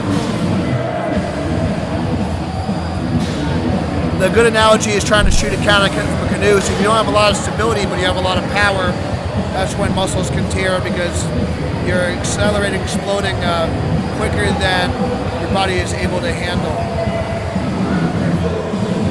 Good strong press for Michael, 347. Good for Michael. Great job, Michael. Thank you guys for watching our live feed on Bodybuilding.com's YouTube channel. Make sure to subscribe to Bodybuilding.com's YouTube channel for more content and updates. Check out Bodybuilding.com for all your supplement needs, as well as free content on how to get stronger and build muscle, so you can get not only jacked but tan as well.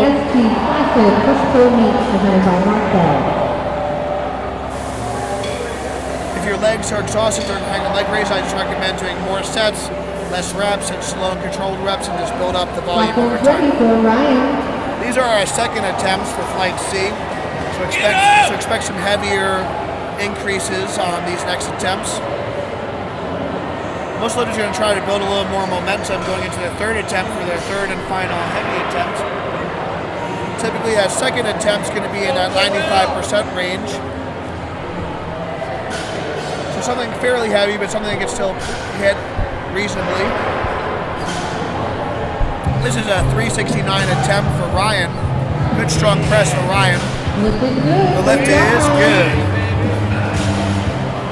Our next lifter is Brandon Mullen, going for 175 kilos, 385.8 pounds. Ryan was also sporting a singlet, but the singlet is not required for the SuperTraining Classic. The goal of this meet, 20-minute break. there will be a 20-minute break between Flight C and the first flight of deadlifts.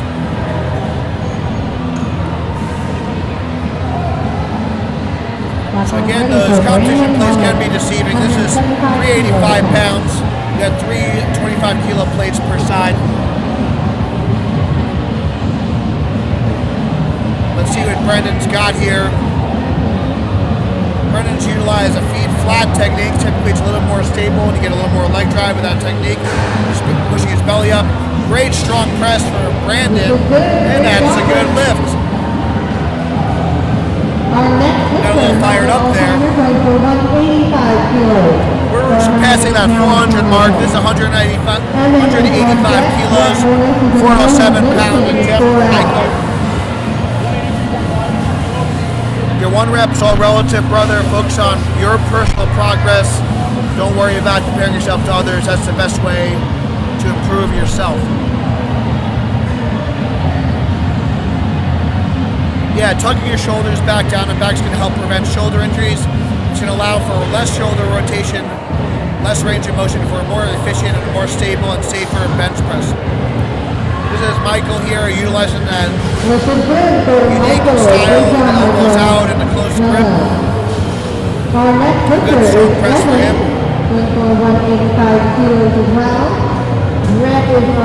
The bench arch is unique in powerlifting as it's going to help minimize the range of motion, but also put your shoulders in a safer position to press. You want to try and get your bench arch from your hips extending and your upper back extending, and you're going to keep a more normal lordotic, a normal lower back arch. And the reason it's okay to do that when you bench because the spine is not loaded when bench pressing, so it's totally safe to have a bench arch if you do it properly.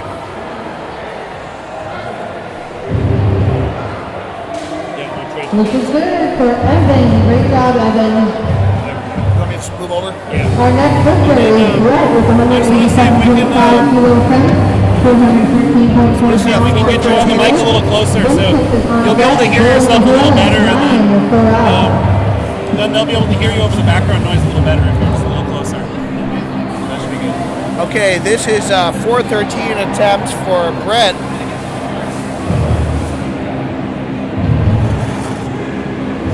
Got a couple of lifts left in the second attempts here.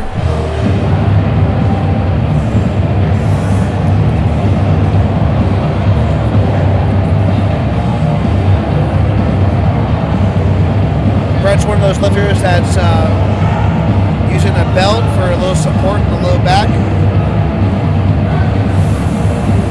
Good strong press from Brett as a 413 a pound. The lift is good. 187.5 kilos, right now.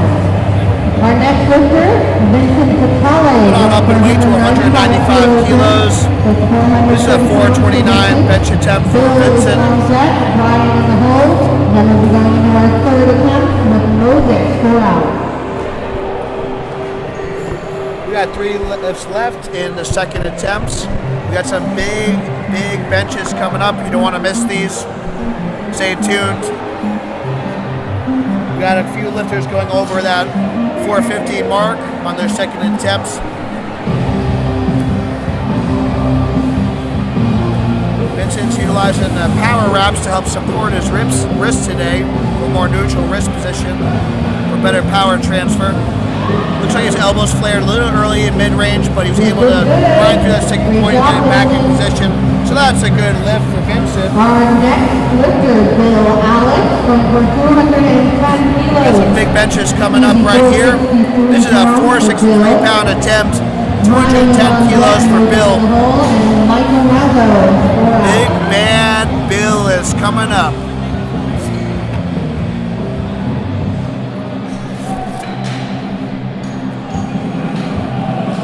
Spotters and loaders are making sure the plates are secure and tight to the bar for safety and performance. Bill is rocking the SuperTraining, the ST shorts. You can check out howmuchyoubench.net. Bill is also utilizing the belt for a little support in the low back.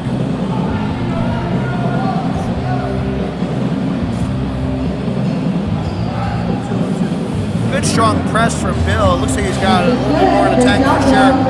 Great effort for him.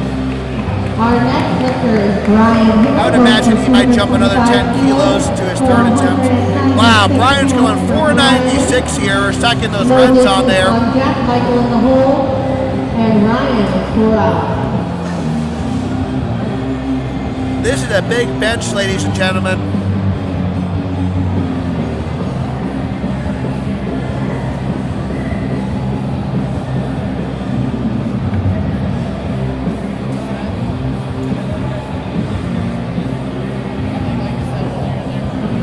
Got 4 reds on the bar. Those are 25 kilo plates, about 55 pounds each, so they can be deceiving, but that is a lot of weight on there.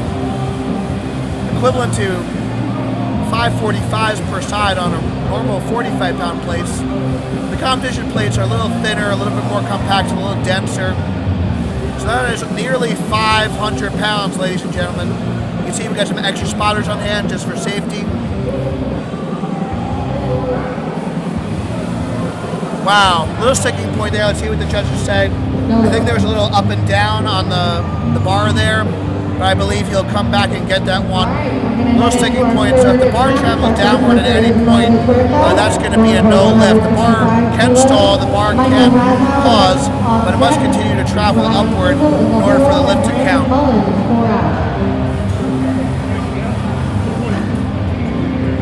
If you're having issues with their forearms, I'd recommend doing some mobility work and stretching beforehand, but definitely check out a person in your area if you have chronic pain. We are not doctors here, just coaches and lifters, so definitely you can also try to wear things like elbow sleeves and might provide some compression for the top of the forearm. You can check those out at howmuchyoubench.net. Warming up the forearms can be helpful as well. The slingshot typically can add somewhere in the 10% range. But if you're a more experienced lifter, you can get a little bit more out of it. If you're wearing a tighter slingshot, you potentially can get more. I know for me, my best slingshot bench was about 50 pounds higher than my best raw bench, which is a little bit higher than 10%. My best raw is around 400 pounds, and my best slingshot is around 450 pounds. So I was getting a little bit more than 10%. Lightweight lifters, and if you're using a reactive slingshot, you're not going to get as much out of it. There's Moses with a good 363 attempt. Next lifter is Michael Grip is when you use a double overhead grip and your index finger wraps around your thumb. It's highly utilized in Olympic weightlifting, and some powerlifters with longer fingers like to utilize it. Kaylor Willem comes to mind. One of my lifters I work with, Andrew Ottaway, comes to mind. He has a 760 deadlift at 198. Kaylor Willem has all-time world record in multiple weight classes. 881 pull at 198, as well as I believe 920 something and 220. This is Michael Razzo. Looks like a little up and down there, but we'll see what the judges say. So Michael did get 2 whites, so it looks like the side judges didn't see the up and down. So the head judges get a red light. As long as you get 2 out of 3 judges deeming a good lift and get a white light, the lift will count. If 2 judges or more, so if you get 2 reds or 3 reds, that's going to be a no lift. But 2 whites is all you need, so that's a good lift for him.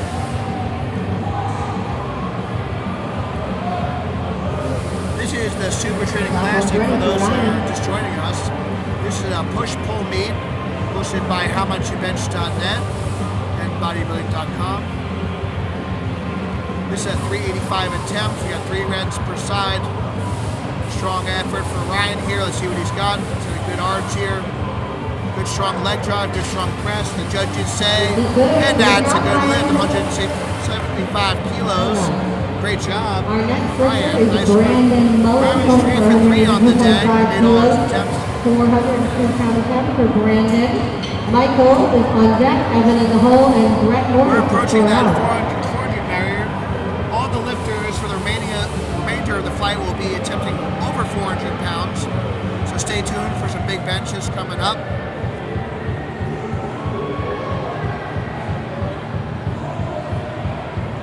Brandon's having a good day so far. He's 2 for 2. Let's see if he can go 3 for 3. He's going for that 402 mark, 182.5 kilos.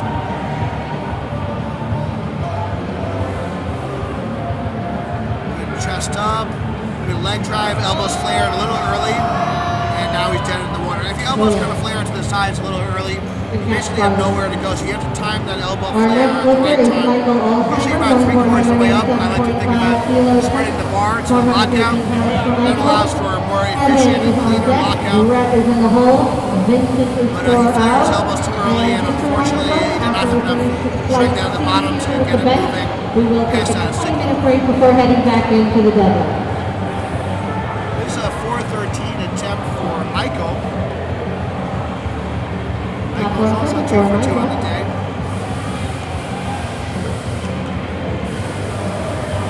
Michael is also electing to wear the belt on this day. Michael has a unique technique where he does like to flare the elbows out real wide, but he was successful nonetheless. In my opinion, that was his best technical attempt, and it wasn't as heavy as it paid off. So that's a good job. 3 for 3 on the day. 424 pounds for Evan. Brett is on deck, Vincent in the hole, and Bill is 4 out. This is a 192.5, 424 attempt for Evan. For those in the live chat, feel free to drop any questions in the comments. I will try to get to them throughout the day so I can help you get stronger. Evan is electing to use some smelling salts, ammonia to wake him up a little bit, clear his head. Some lifters like to utilize that for a little bit more focus before they lift. Make sure you keep the comments clean and relevant, please. Good strong press from Evan, and the judges say, and that's a good lift. Evan is 3 for 3 on the day. Great job, Evan. Our next lifter is Brett Morris, going for 197.5 kilograms, 435 pounds. This is Brett. We're getting up there. We're getting close to that 200 kilo barrier. It's 197.5, 435 pounds. The crowd is filling up here. The energy is great. We got a great crowd here at the Cal Fit Expo in beautiful Sacramento, California. Shaw did not bench, he only deadlifted. He deadlifted 881, 400 kilos yesterday in preparation for the Arnold Classic. Brett Morris is sporting these weightlifting shoes. And the benefit of wearing a weightlifting shoe or a heeled shoe is gives you a little bit more support if you're a flat-footed bencher. That's a good lift for Brett. Nice work. Our next lifter is Vincent Vitale. Vincent's going past a 200 kilo barrier. This is 446. Just shy of 450. Ryan is in the hole. Converse are not necessarily the best shoe for lifting, but if you do like a wide stance, low bar squat, or if you have a wide stance sumo deadlift, traditional deadlifting as well, a Chuck Taylor Converse is a good place to start. I personally really love the Reebok Power Shoe. It's my favorite shoe for squatting and deadlifting. I personally squatted 900 pounds in competition, equipped, and 705 raw in the Reebok Power Shoe, and I've also deadlifted 700 pounds and 660 in competition with them. A lot of elbows flared a little early, butt came up. That's a no lift. So those Reebok power shoes have a little bit wider toe box, a little grip on the bottom, which I like for the wide stance lifts. No, I know I that. believe the new edition of the power shoe will be coming out in 2018, so stay tuned. I'm sure Mark Bell will have an announcement on that when they're working on that. Did you get that lift? The lift just tapped There out. was no lift. No lift.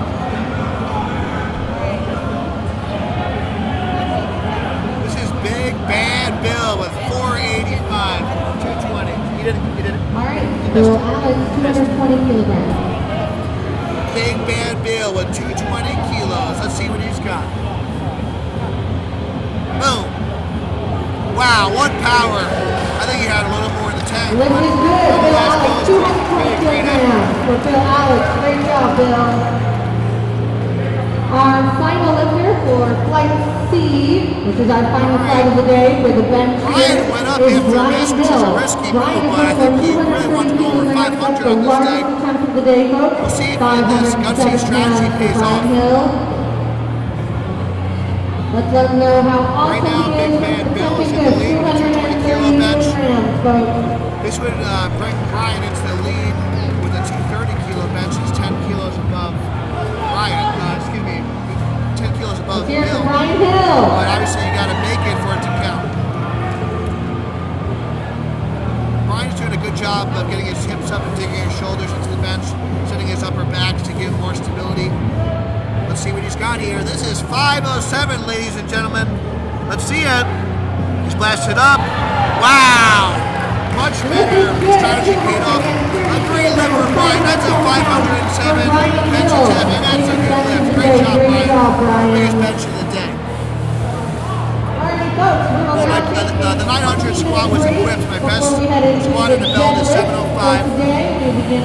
My best benching at bench shirt is 575. The squat suit, I get about 200 pounds out of between the squat suit and knee reps. We are live streaming And this my all best day raw today. crab squat Brought is to you by 750. Bodybuilding.com. Just So I check get the about 50 Bodybuilding.com pounds in the knee YouTube reps. channel, and you can watch and listen to this meet all day. You can also watch yesterday's But meet if I'm you just missed more it. built. We I'm just have more our comfortable. I'm a much better women's squatter lifters. We than also have our men's veteran featherweight deadlifter. and I've just always lightweight been more and comfortable squatting big some weights for special whatever guest reason. lifters came yesterday. I used so to check play that football out and on wrestle back in the day, and the squat was always emphasized.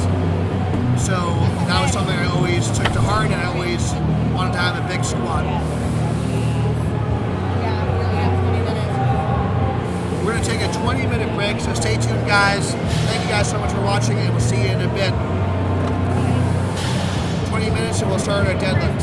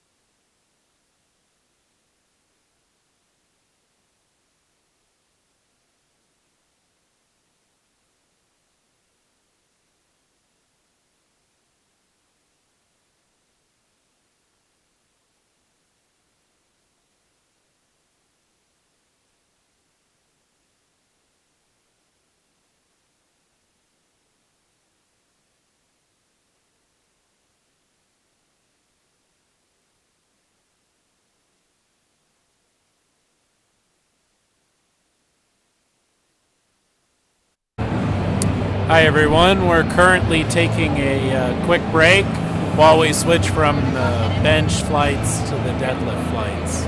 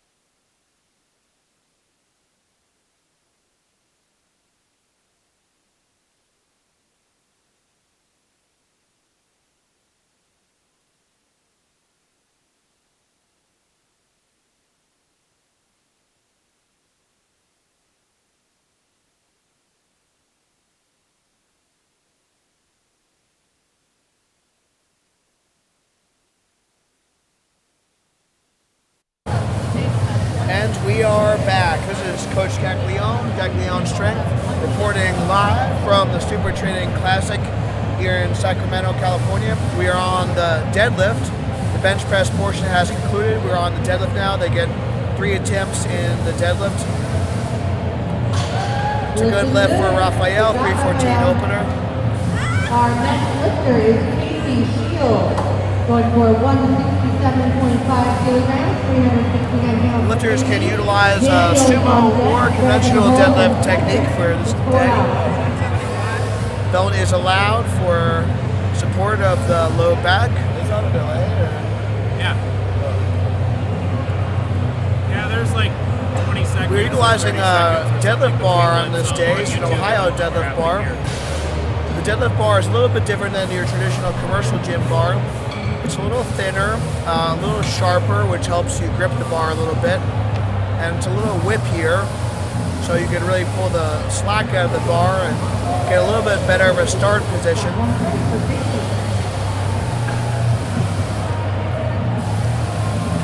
You can see Casey here is utilizing the deadlift slippers, which allows him to get a little closer to the ground. It kind of mimics a barefoot position. All the lifters today are wearing the strong socks. Strong socks help protect the shins from the bar, so there's no blood on the bar for safety and health reasons. For those of you watching on the live stream, feel free to drop any comments, questions, or feedback in the live chat. We'd love to hear your feedback.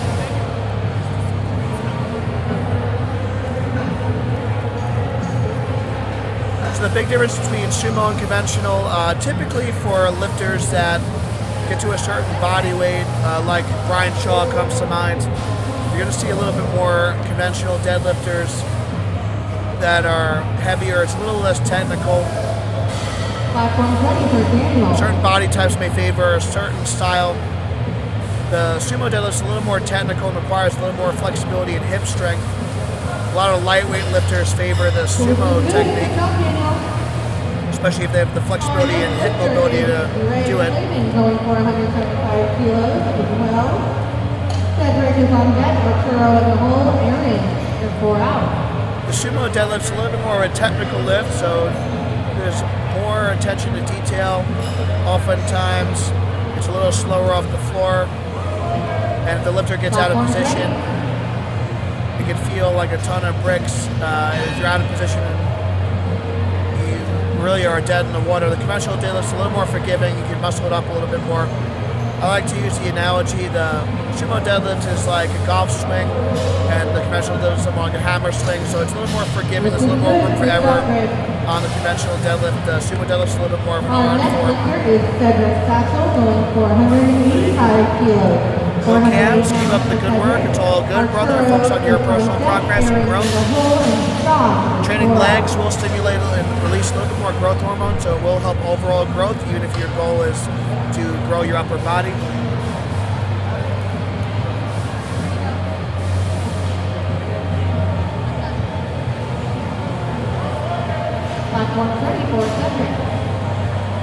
This is the SuperTraining Classic from Sacramento, California, brought to you by Bodybuilding.com and HowMuchYouBench.net.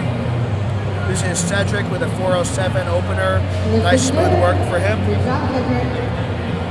Our next lifter, Arturo Garcia, going for 100. Sometimes utilizing the thinner, more dense competition plates can be actually a detriment, and it'll make it a little bit harder since the weights are a little closer together. There won't be as much whip. The plates won't leave as early as they would be if the weights were spread out with traditional 45-pound plates.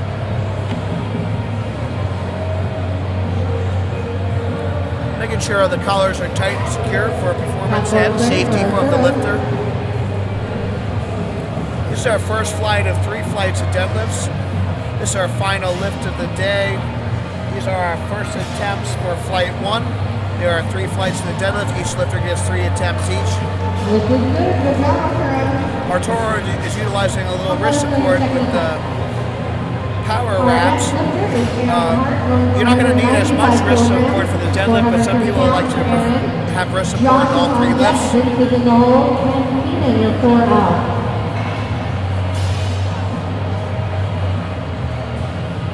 people are actually all different levels. Some are a little more experienced, but many of the lifters, even on this day, are beginning lifters. Most of them, it's their first contest. That being said, just because it's their first contest doesn't mean they don't have a lot of experience in the gym. They just may not have a lot of platform and actual competition experience. It's a whole different animal being in front of a crowd and doing it in front of judges. But I will say hitting a PR, a personal record on the platform, is that much sweeter on the platform. Aaron's utilizing a double overhand hook grip where the index finger wraps around the thumb. That technique is often most utilized by Olympic lifters and lifters that have longer fingers. The majority of people, you're going to see an overhand grip to prevent the bar from rolling and enhance the grip strength and ability to hold weight at the top. And Marcos is 4 out.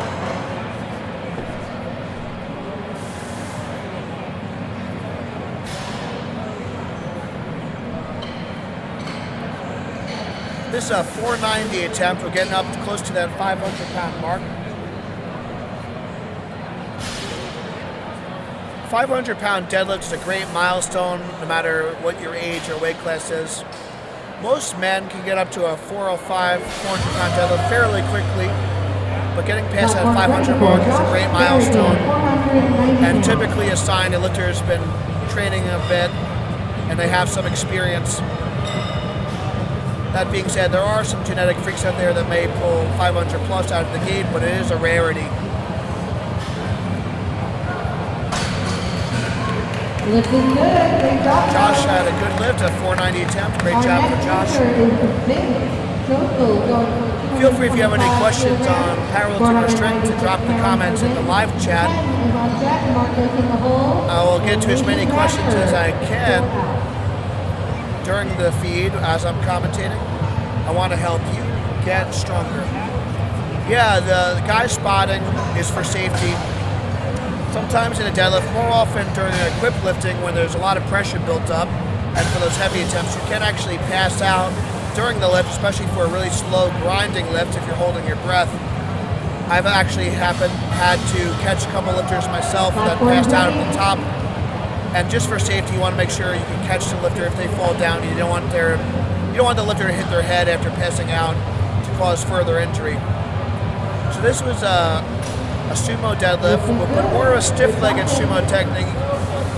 He's not really utilizing his hip strength, using more of his back. I would consider that more of a wide stance, conventional style, utilizing his back with a wide stance. Typically for the sumo deadlift, you want to try and get your hips and your pelvis closer to the bar and drive straight up with the legs and the hips out of the hole and be a little more methodical with your start. We have 3 flights today. This is a 507 attempt from Kenneth, 230 kilos on the bar. Those Eleiko 25 kilo competition plates can be deceiving. They're a little thinner, a little bit more dense. They're 55 pounds a piece. So even though there's only 4 reds on there, it's well over 500 pounds. Nosebleeds are typically from high blood pressure and the pressure from really heavy squat, a really heavy deadlift, and even a bench press sometimes if the lifter is wearing powerlifting equipment. Platform 74, 10 Typically, strength you can maintain for a few weeks, even a few months, but it's going to be individual depending on the person and how frequently you lift currently. Good strong attempt from Kenneth. It looks like he got 1 red there, but he still gets a good lift. I think he might have beat the down command just a little bit, but 2 whites is good enough for a good lift. You only need 2 out of 3 judges to deem it a good lift for the lift to count in competition. Body part splits are fine, but I recommend for most people they do either an upper lower split or total body splits when starting out. The higher frequency for building muscle in particular, you're going to stimulate the muscles more often, which will induce a little bit more muscle damage to the muscles more frequently. So as long as you can recover, it's more potential for gains during that period of time, during a hypertrophy phase. Stretches to improve the deadlift is anything that helps improve hip extension for your lockout, anything that can Looks like Marco's open a little heavy. Couldn't quite lock it out. His hip shot up a little early. The bar got in front. He's going to have to come back and get that one. So typically in the opener, you want to start off a little lighter. So that was a risky opener. You must get that lift in order to stay in the competition. So hopefully he'll come back and get that one and start in a little better position. So stretches to improve the deadlift. A basic hip flexor stretch can be helpful to improve your lockout. If you have some hamstring tightness, you can feel free to do some hamstring stretches. But you have to experiment with what works for you. I do have an article on proper warm-ups for powerlifting. 6 keys to a proper powerlifting warm-up on EliteFTS.com. You can search Coach Caglione warm-up, and it'll come up. You can also check out Bodybuilding.com for more resources, and Mark Bell's Slingshot channel for more resources. But that EliteFTS article by yours truly, Coach Caglione, is a great place to start if you're looking for warm-ups for bench, squat, and deadlift. This is a sumo technique from Mason. He's using an under grip. You can see Mason was a little patient off the start, but he was able to have a smooth lockout there. That's a good lift, a nice 5.62 opener for him.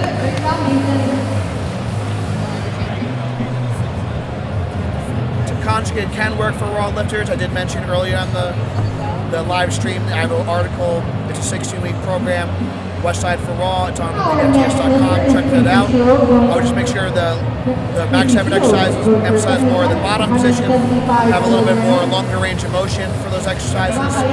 And for speed work, use a more moderate accommodating resistant. All these principles and factors are outlined in detail in the article.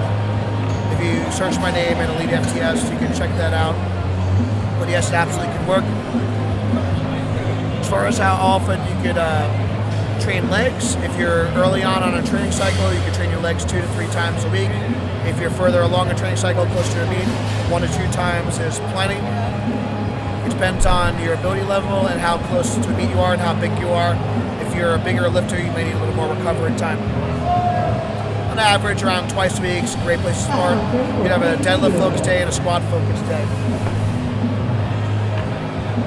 This is a 385 second attempt. We're starting our second attempts. As far as what a good deadlift form is, basically you usually want from some minimum standards, you want your hips lower than your shoulders. You want your hips, so your hip joint should be lower than your shoulder joint. If your hip joint is in line with your shoulder joint, that's more of a stiff-legged technique. You're not really utilizing the legs. In the case of a sumo deadlift, you want to make sure that the pelvis gets as close to the bar as possible. You're going to have a more vertical shin. The hips are going to be more open. You want your knee to track your feet. You basically want your knee to get to where your foot is in order to get in a proper start position.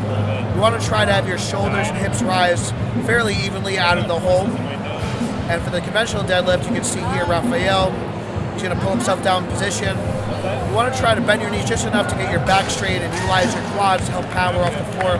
So you want a good balance of using your legs and your back, not just your lower back, to lift the weight off the floor. And you're going to lock out with the glutes and the hamstrings, standing nice and tall and erect, finishing with the glutes to finish the lift. Eddie Hall's this great lifter and one of the greatest lifters of all time. I would love to see him do a powerlifting meet and see what he could bench, squat, and deadlift. I would imagine he would have a massive total. A 500 kilo deadlift is unbelievable, with straps or not, suit or not, and he's one of the best pullers of all time.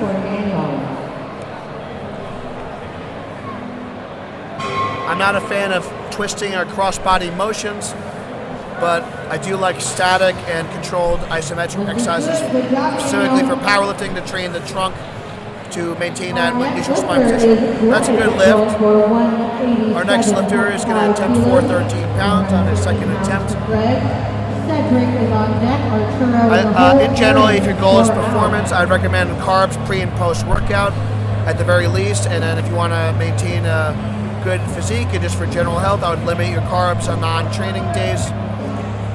That's been my approach. It's helped me lose over 70 pounds, and I'm still lifting well and still feeling strong. But I do think for performance, carbs are important pre and post workout for recovery and making sure you have enough glycogen to support your workout. Greg Slavin here, That's a good lift for him, 4 13-pound attempts. Over-under is a fine technique for competitive lifters. If you're a recreational lifter or someone that has no intention of competing, pulling hook or double overhand for shoulder health, or even using straps and training is fine. But if you want to be a competitive powerlifter, you got to practice how you play, and straps are not allowed, so I'd recommend implementing an over-under grip once you get to those heavier sets and grip becomes a factor. I've never had a problem. I've been powerlifting for over 12 years, so I've never had any issues using an over-under grip. The main thing you want to watch out for is not yanking with the bicep, making sure the arms are long, elbows stay locked. Your arms are simply just hooks. That's a good 418 attempt for him. So make sure the arms are long, and you don't yank with your arms, don't yank with the bicep, it should be fine. Yeah, so you're going to have carbs pre and post-workout. How much can depend on your goals and your size and your workload. If your goal is gaining mass and performance, and if you're trying to gain size, more carbs can be advocated. If you're trying to lean out, a little bit less carbs is advocated. And you can have more meat and veggies on non-training days. This is what's worked for me. Again, I'm not a nutritionist, but it's worked well for our athletes and myself. Artura are utilizing a little bit of a stiff-legged technique, but a good pull nonetheless. 424, it's a good lift. Our next lifter, Aaron Hart, is going for 205 kilos, 452 pounds for This is the deadlift portion of our event today. On deck, Vincent in the hole, and Josh, here 4 out. Closing in on that 450 mark, 205 kilos. This is Coach Gaglione reporting from beautiful Sacramento at the Cal Expo. Hosted by Mark Bell and How Much You Benched on That. Streamed live from Bodybuilding.com. I'm not sure if Mark Bell will be on the mic today, maybe later for the awards.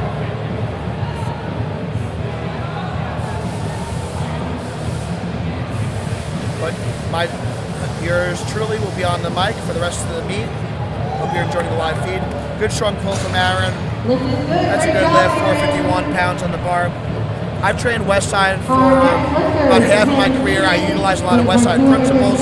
I developed my own program style over the years. But we do utilize max effort work, dynamic effort work, and repetitive effort work, as well as sub-max work for the majority of the time. And our volume, intensity, and frequency undulates throughout the training cycle and throughout the training month. But we utilize all the methods.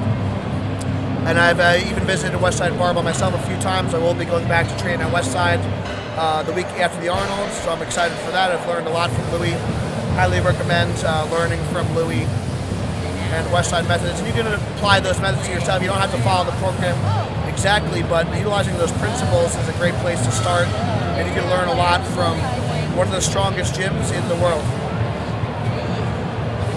I do think for more novice lifters, a more linear progression and doing more basic variations of the lifts and not too much variation too early is a good idea. So you can get that technical prowess and really learn the bench, squat, and deadlift as a skill as well. Once you become intermediate and advanced, a little bit more variation is going to be warranted. Looks like Kenneth is electing to go completely raw without a belt today, but a good strong pull. 523 attempt. Great job, Kenneth. If you're trying to gain mass again, I recommend a squat focus day with a bench variation, a bench focus day with a squat variation, a deadlift focus day with the incline or overhead variation, and do some sort of assistance work on each day. That's my general framework for hypertrophy phase in our programming style.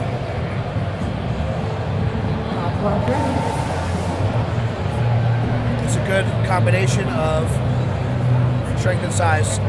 Vince is using a sumo deadlift technique, but you can see he's kind of stiff-legging it up, not really utilizing his hips and using mostly back.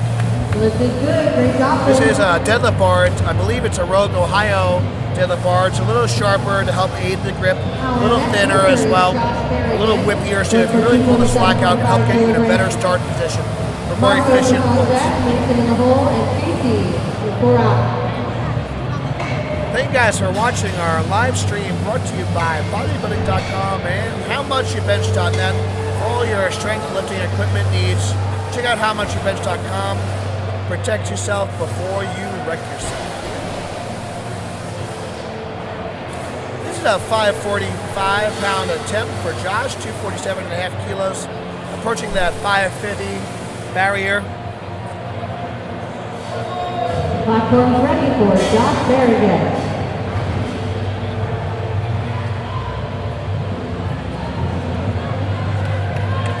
Let's see what Josh has got here. Utilizing the power socks to help protect his shins from getting scraped while deadlifting. It's most federations going to require good grind there. Got to watch slamming the bar, but a good lift. Josh Berrigan, 247.5 kilos. Our next lifter is Marco Fastway. We're surpassing the 550 mark. 250 kilos, 551 pounds. The next two lifters will be over 550 pounds. Moving on up. Again, this is a great first meet for a lot of lifters. There's a lower barrier of entry. There's no singlet required. They can kind of have their own style and wear whatever is comfortable for them. It's a great opportunity to help grow the sport and expose more people to powerlifting. We've got a pretty packed audience. There's a lot of standing people watching and sitting as well. Great energy out here in the Cal Expo. Slamming the bar, if you slam the bar too hard, it's up to the judge's discretion. That's going to be a no lift. It's going to be an infraction. It looks like Marco's opened a little too heavy. I might call an audible here, and if I was his coach, try to have a pull conventional. Sometimes you gotta just try it and just stay in the beat. For his second attempt, PC is on deck going into his third attempt. You must bring the bar down under control in order for the lift to count. You don't need to slowly bring it down, but if you can't slam it, you can't drop it. You must establish control when lowering the weight. I think 85% is too heavy on a dynamic day if you're going to go completely raw and straight weight. To be honest, I don't really advocate doing dynamic work completely raw, but if you wanted to, I would stick in the 70 to 75% range. And if you wanted to work up a little bit in the 80-85% range for a couple of singles and doubles, that would be okay, but that would be after your traditional 8 to 12 sets of 1 to 3 reps. I would more look at that 70-75% range for optimal speed. This is Mason here. This is 584. This is a nice little milestone for him. A lot of people dream of deadlifting 645s per side, 6 plates per side. It's 585 on a regular bar with regular plates. This is 584, 265 kilo attempt. Good strong pull for Mason. Nice work, Mason. And that's a good lift. I expect him to go over 600 on his third. Let's see what he's got. Heading right into third attempt. Casey is our next lifter with 187.5 kilos. Soreness is not necessarily an indication of progress. But the more sore you are, basically the more muscle damage you will induce. If you're so sore that you can't recover in 24 to 48 hours, it's probably you're overdoing it a little bit. But if you feel a little sore from time to time, that's okay. But just because you're not sore doesn't mean you're not making progress. If you're never sore at all, you may want to push the pace a little bit more, but if you can't even get off a chair, for example, after a leg workout, and it takes you over a week to recover, more than 72 hours, you're probably doing a little too much volume and/or intensity, or if your form is not there.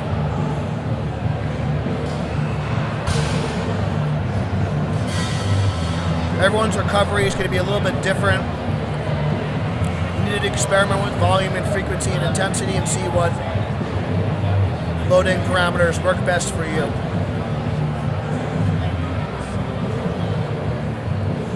Please keep the comments clean and relevant. Happy to answer any questions on powerlifting or strength when I can, when I have a free moment. This is Casey here. This is the top of the order of our third attempts. These are our third and final attempts for Flight A. There are 2 more flights after this. These guys are going to be going for broke here on the third attempts and going for those personal records. Good strong pull from Casey. I believe he had a little more in the tank, but a good pull nonetheless. Casey is 3 for 3 on the day. Great job, Casey. Our next lifter is Greg Slavin going for 190 kilograms, 480. We're approaching that 200 kilo barrier here. This is a 418 pound attempt for Greg. If your hip flexors hurt for 4 months straight, I would recommend finding a physical therapist in your area and get an assessment. Definitely check that out. Platform ready for Greg.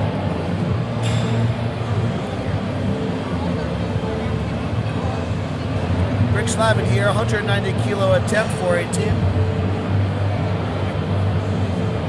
As far as diet, you want a good blend of fats, proteins, and carbs. Good strong pull from Greg. That's a good lift. Looking good. Great job. I would always recommend, in my experience, having carbs and lower fat to help speed up the absorption of the carbs. Pre and post workout is a great idea, whether that be with supplements or whole food. I like to have some sort of meat and rice pre and post workout personally. If you're leaner and you're trying to gain size, some intra workout. It's back on, I think. It was disconnected and now it's back. I just wasn't sure if that's okay or not. Good strong pull, 440 attempt for Daniel. I think it's okay, it's good now. The little green square in the corner is sort of our status. As long as that's green, we're good. It's another 200 kilo attempt, 440. Good milestone here for Arturo. Larry Williams, we use an undulating periodization with our type of programming, and we'll rotate through max effort, dynamic effort, and sub-max effort method throughout the training month. Typically goes really, really heavy on the bench squat and deadlifts, usually around either 1 to 2 times per month, closing close to a contest to help with its recovery. So we use a lot of West Side principles, but it's our own system that I've developed, so it's not linear, it's more of an undulating periodization. Good lift for Arturo, great job. But as far as getting close to a meet when he's 4 to 6 weeks out, we will utilize more singles, doubles, and triples in training, especially during your peak phase. But we use a variety of rep ranges.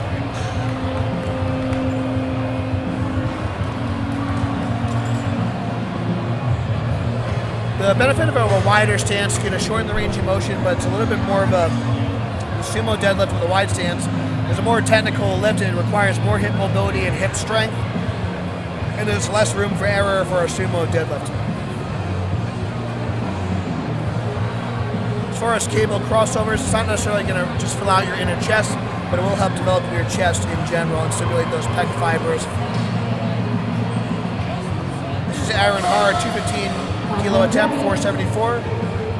Nice little milestone closing in on 500 for him. Let's see what he's got. Aaron's utilizing that double overhand hook grip where the index finger wraps around the thumb. It's a common technique for Olympic weightlifters. Hips came up a little early, but very smooth pull. He was able to hold on to it. Great lift for Aaron. Good 474 attempt. Great job, Aaron. He has 3 for 3 on the day. There's some big pulls coming up, ladies and gentlemen. You don't want to miss these.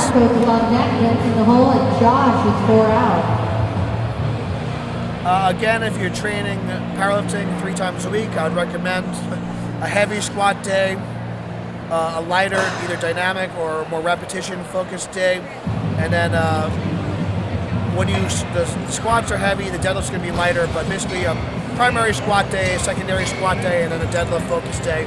That's how I break things up if you're going to train lower body 3 times a week.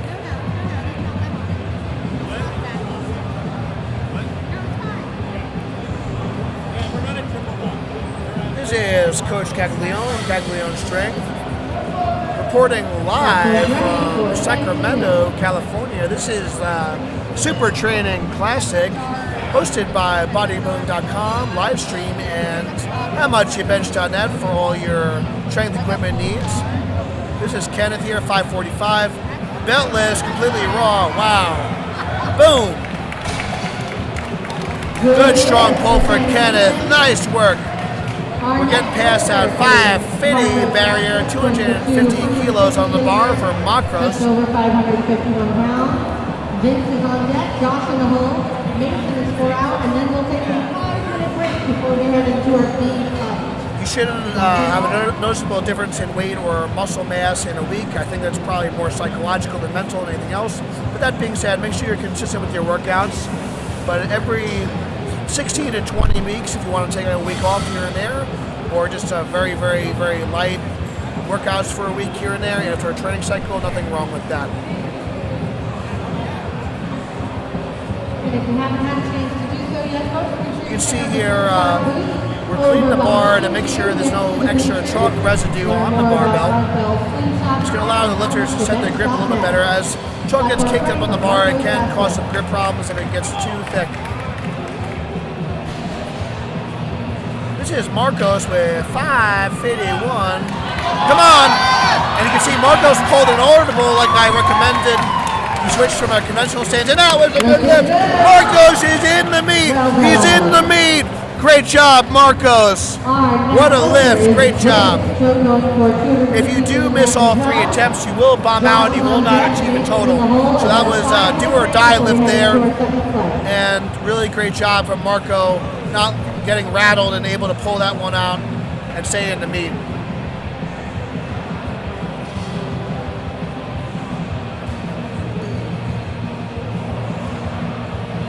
This is another 551 attempt for Vince. 250 kilos on the bar. Retightening the collars for safety. Nice little ST hat the loaders are wearing. If it is cold in your area, the beanie's a great way to, skull cap's a great way to keep warm and warm up for your training. You can check those out at howmuchyoubench.net. This is Vince here with a 551. He's using that stiff-legged sumo technique, but a little shaky lockout, but a good pull nonetheless. That's a good lift for Vince. Vince is 3 for 3 on the day. Great job. This is Josh with 562. We have 2 lifts left in the second flight. The collars are 2.5 kilos each, or a little over 5 pounds. They help. These are twisting collars to help secure the weights as tightly as possible so the bar and the weights don't slide off during those heavy lifts. As far as, I agree, especially in a sumo technique, he's got to use his legs more, but some people like to utilize their back more than legs, but a good combination of using the legs and the back is going to be the best for long-term health as well as performance. But sometimes at those 90% plus weights, form breaks down, and you got to find a way to finish the lift once you start. Once you start pulling, you got to keep things moving. Let's go, Josh. Let's see it. Come on now. Let's get behind him. Up, up, up, up, up, up, up, up, up, up, up. Hips through, hips through, hips through. Tall, tall, tall. A little shaky lockout. Let's see what that. Oh. Well, it looks like the judges gave it to him. Again, he's going to watch slamming the bar if he does another more sanctioned meet. This is an unsanctioned meet. But it was a good lift for him. 72.5 kilos, 600 pounds for Mason.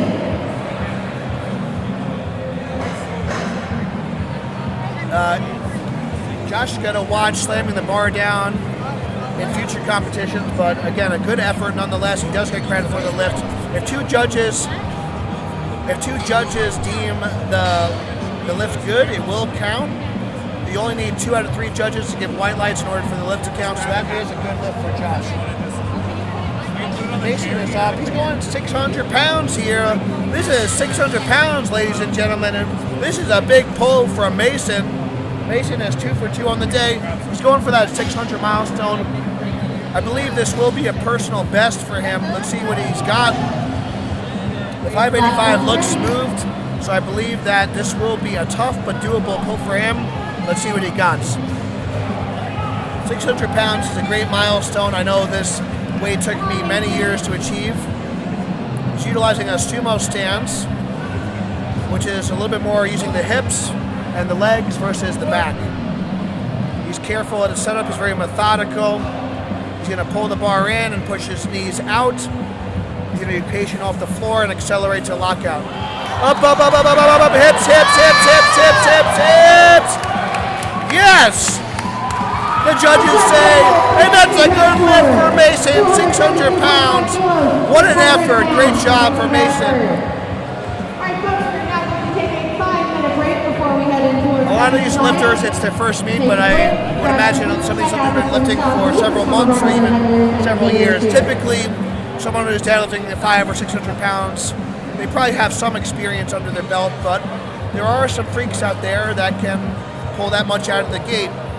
Typically, for most men that are over 200 pounds, which are the lifters on this day, most men can get up to a 405 deadlift fairly quickly in the first several months of training. 500 may take a little longer, and 600 is going to take usually quite a bit longer. We're going to take a short break, a 5-minute break, and we will be back with Flight C, so stay tuned. These are going to be our big boys. You don't want to miss it.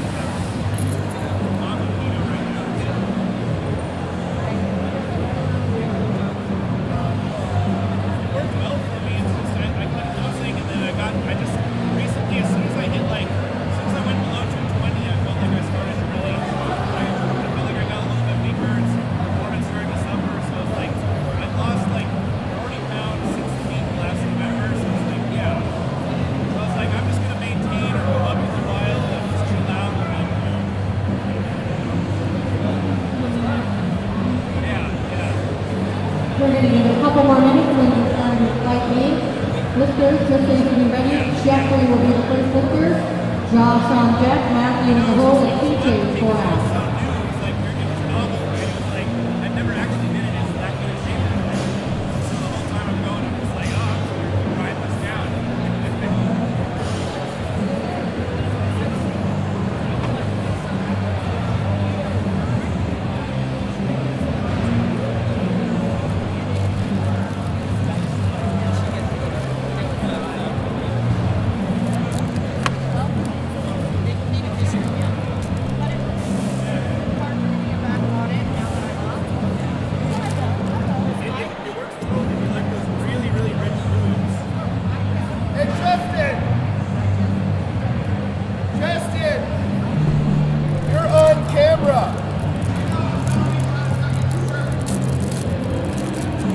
Bodybuilding.com, rather than not. Oh. 30 seconds tops, got it. Wait, what was he doing? What were you He's like, doing? I was asking for that shirt. And I was like, you always tuck an undershirt and wear dress clothes, use your underwear, and you tuck your dress shirt and your jeans. You're always supposed to separate the two shirts and don't slide against each other.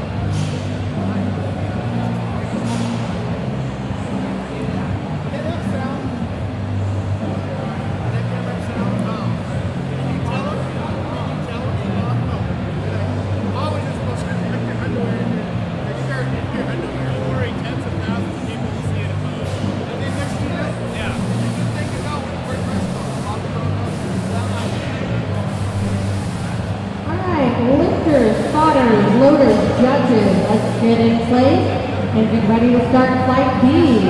Jeffrey is our first lifter. Josh is on deck, Matthew in the hole, and TJ is 4 out.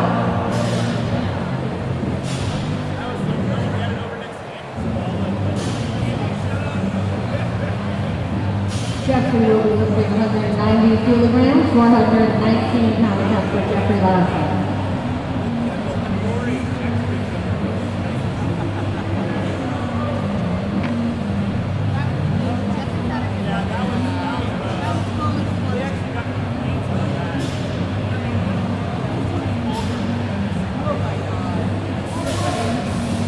Platform ready for Jeffrey Larson, 190 kilos.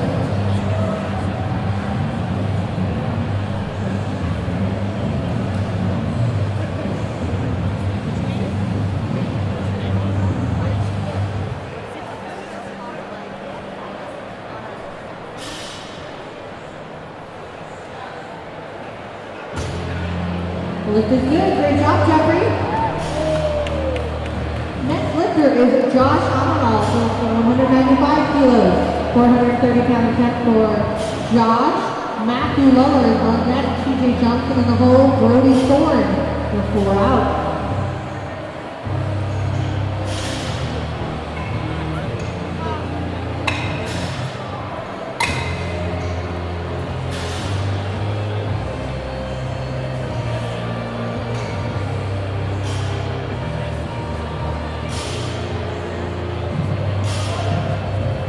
Platform's ready.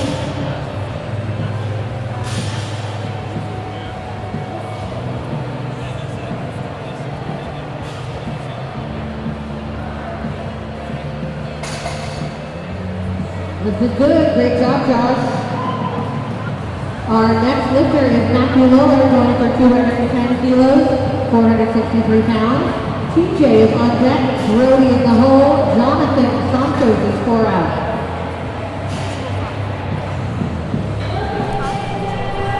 Okay, and we are back.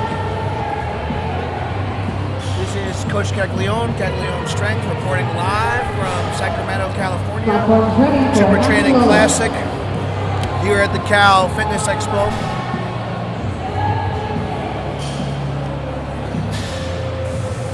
This is 463, 210 opener for Matthew. Very strong pull for Matthew.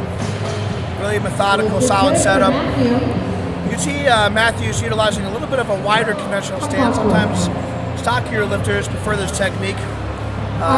Someone like Brian Shaw comes to mind. He has typically a little bit wider stance. He's a bigger guy. If you're just a bigger person in general, like super tall, or you have a bigger belly, try a wider stance conventional to give you a little bit more room to get your hips down to the bar and utilize your quads a little better. It can be a very efficient technique for you. As far as protein, around 1 gram per lean pound of body weight is a good place to start, depending on your goals. But one gram per pound is a good place to start as well if you're already fairly lean. That's a good lift. This is flight D. We'll have one more flight in. 2 flights of deadlifts left.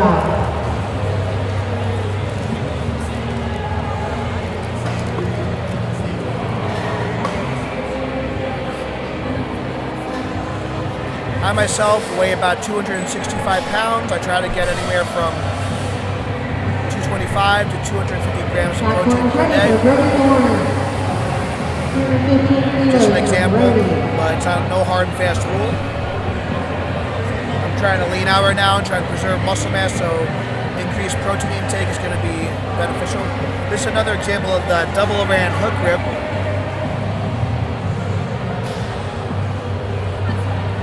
Good acceleration for Brody. Lift is good. 474 pound attempt. It's a good lift. Our next lifter is Jonathan Santos, going for 215 kilos. As far as a strength training cycle, typically we're going to drop the frequency a bit and increase the intensity. So typically for most people, I like to start off with 3 or 4 days a week, having a squat focus day, a bench press focus day, and a deadlift focus day. If you're training 3 days a week, doing some upper body work on the deadlift day as well as advocated. If you're doing an upper-lower split, a squat focus day, a bench focus day, a deadlift focus day, and a secondary bench accessory day is a good way to break things up for pure strength. This is Jonathan here, 474 attempts. Looking good for Jonathan Santos. Good lift for Jonathan. Our next lifter, Santiago. We're approaching 500 pounds. This is 479 pounds for Santiago. Ryan Matthias is on deck. Travis Kelly in the hole. And then we'll be going into our second count.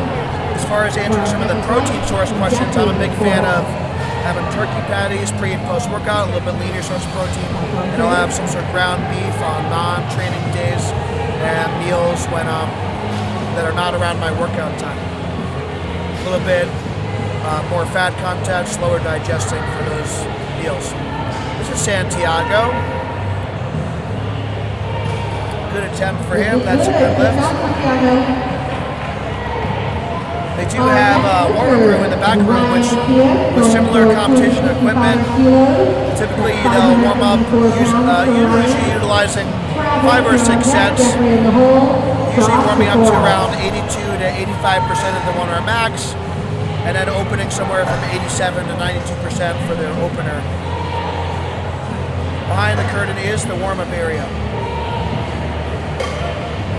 Typically, if you're in the second flight, for example, you'll warm up for the first flight, and you'll have anywhere from 30 to 40 minutes, usually, depending on the federation and the pace of the meet, to warm up before each lift. If there are more than 2 flights, then you might have a little bit longer in between, but you should typically utilize the flight before to warm up, and usually takes in that 30 to 40 minute range for warm-ups. So every 5 to 7 minutes or so is you take a warm-up set until you build up to your last warm-up before you take your first attempt out on the platform. This is Ryan here at 584, 265 kilos. This will be a nice little opener and milestone for him. I anticipate him to go over 600 today. Let's see how this opener moves.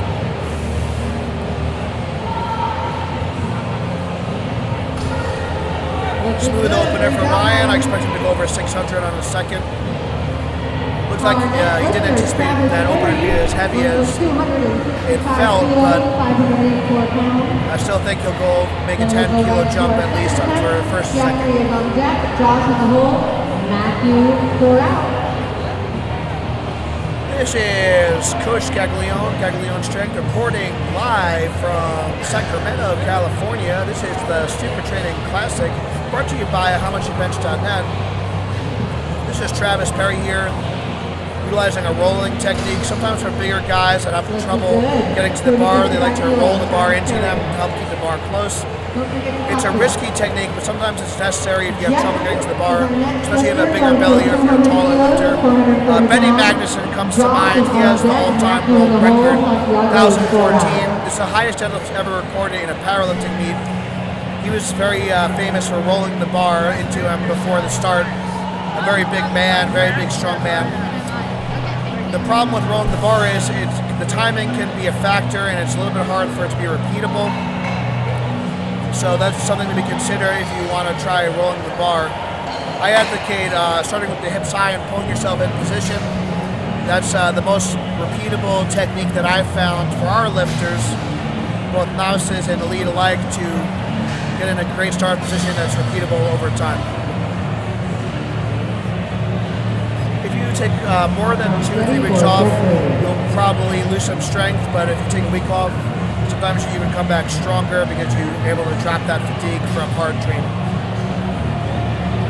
The deadlift and the squat are related, but they're not directly related. Depends on your strengths and weaknesses, but they will go hand in hand and help each other.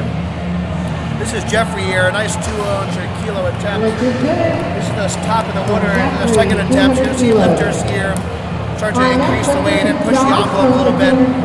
Typically, a good strategy is around 95% to 97% of your 1 rep max. Something challenging but doable on the second to help build momentum to that third and final lift for third attempts. If you guys have any questions about the meet or feedback, we'd love to hear from you on the live chat, so don't be shy. Drop a comment in the live chat. And feel free to ask any questions on powerlifting or strength, because we want to help you get stronger. So throughout the day, we'll try to answer your questions alongside the commentary. This is Josh with the sumo deadlift technique, also sporting the SuperTraining headband You can get it at howmuchyoubench.net. You get a little trouble locking it out, but a good lift. This 225, 496 attempt. This will be a nice milestone for Matthew. For accessory for movements for the deadlift, for a conventional deadlifter, for the start, I like deficit deadlift with the hips low and the shoulders and hips rising at the same time, utilizing a 1 to 1.5 inch deficit for 5 to 8 reps of 50 to 65% for 3 to 5 sets. For the sumo deadlift, regular conventional deadlifts can help build back strength in a similar rep range. Pause deadlifts can be very effective as well. For sumo deadlifters, a low block pull elevated 1 to 1.5 inches up to help build that hip strength and build a powerful start and gain the mobility and hip strength necessary to keep proper form. Conventional block pulls are going to be useful for both sumo and conventional to build up the hamstrings and the lockout portion. And all types of hamstring, lower back work like glute ham raises and back extensions can be very helpful, and all types of rows to build up that upper back. Good lift for Matthew. That's 496 attempts. Our next lifter is Santiago, going for 225 kilos. The event will end in about an hour and a half or so.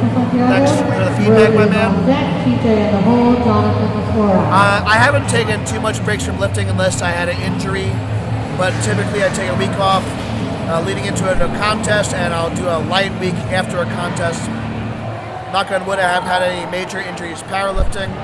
I was injured doing some kettlebell lifting about 7 years ago, and that took me out of bench pressing for several months, and that was tough, but I was able to get back to it and able to get my bench back up. This is Santiago here with 496. You can see he's having a little trouble locking out the weight, but it's a good lift for him. Good job staying with it. Great job. As far as overlocking out the deadlift, that's a good point. Some lifters like to utilize their lower back to extend their hips, but I always advocate using the glutes and hamstrings to drive the hips forward and finish tall at the top, so you're finishing with a neutral spine and not hyperextending the spine at the top, which can be problematic over time. But it's personal preference, but I'm the advocate of using the hips and the glutes to extend at the top, so you finish tall at the top and you're not overdoing the rep and potentially sacrificing your low back just to finish the lift. Sometimes if you lock out too far and you lean back too far, your knees can unlock, which would be a red light and actually a bad lift anyway, so you gotta be careful. So you wanna finish tall and tight at the top. A good cue is thinking about a string pulling you up through the ceiling, and that's a good finish position for you. Nice acceleration to the top, a nice 501 attempt for Brody, nice lift. I would make sure that you improve your sleep, number one. You can go for a sleep study if your sleep quality is bad. I use a CPAP device. It's been a lifesaver and a game changer for me. A lot of bigger lifters with necks over 17 inches are at risk for sleep apnea, and it's basically you're like almost choking and stopping breathing while you sleep, which can be a very dangerous health concern. So if you're having trouble sleeping, I would get a sleep study, check out your doctor for that, and check with the insurance company if they'll cover it. But the CPAP device has been a big game changer for me. It's not just about the number of hours, but it's also about the quality of sleep. Make sure you turn off your devices a half hour before bed, getting to bed at the same time every night, doing some deep breathing exercise to relax yourself before bed. This is TJ with a 501 attempt. Good setup here. Great form here with the double overhand hook grip. Perfectly executed pull from TJ. That's a good lift.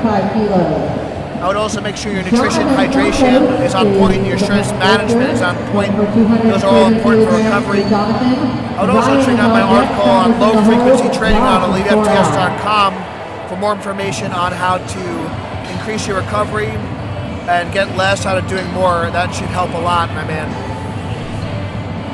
This is Jonathan Santos with 507. We're getting past that 500 barrier with 230 kilos.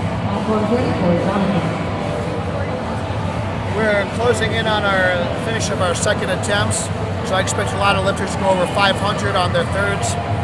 Got some big pulls coming up. Jonathan's using more of a round back style technique, utilizing a lot of back to finish his lift. You see he had a little trouble locking the weight out there, but the judges say it's a good lift. Jonathan, 230 kilos. Great job, Jonathan. Our next lifter Thanks so much for is watching. This is Ryan Coach Shaw, Kelly reporting 475 live from kilos. Sacramento, California. Travis on deck, This Josh is the Hole, Cal and Phoenix Jeffrey Pro, and this is the 4 hours. SuperTraining Classic, hosted by livestream hosted by Bodybuilding.com for all your supplement needs, and how much you benched.net for all your strength equipment needs. Protect yourself before you wreck yourself. How much you benched.net. This is a massive 606 attempt. This is only his second attempt, so I'm really excited to see what he does on his third.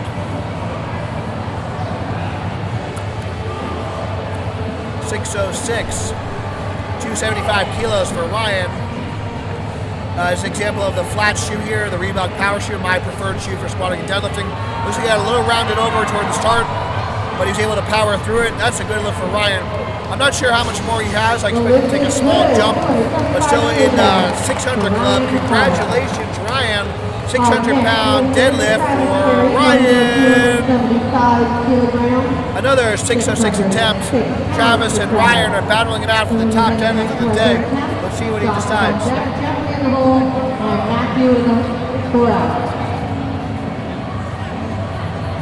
Typically in a sanctioned competition, you can change your third deadlift attempt a few times.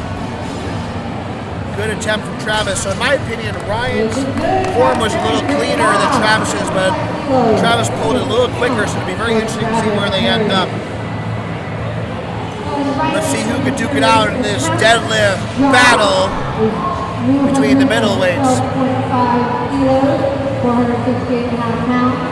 Jeffrey is on deck. Matthew in the hole. If you guys have any questions about powerlifting or strength throughout the call today, throughout the live stream today, we're going to try to help answer your questions. So we'd love to hear your feedback on the live stream, what you think of the commentary, what you think of the video quality, what you think of the meet itself. Would you try a slingshot meet in the future?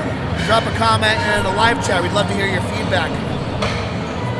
And if you have any questions on powerlifting or strength, let me help you get stronger. Drop a comment in the live chat.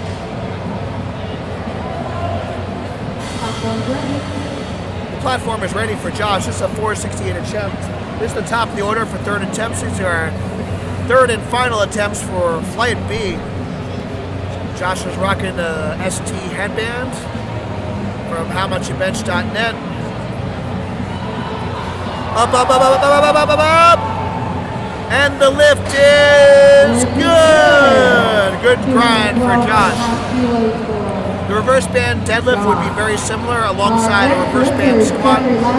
I also have an article on how to utilize reverse bands and slingshots in training on Elite FTS. You can check out Gaglione. Search my articles on Elite FTS. The reverse band is going to help accommodate resistance, much like the slingshot.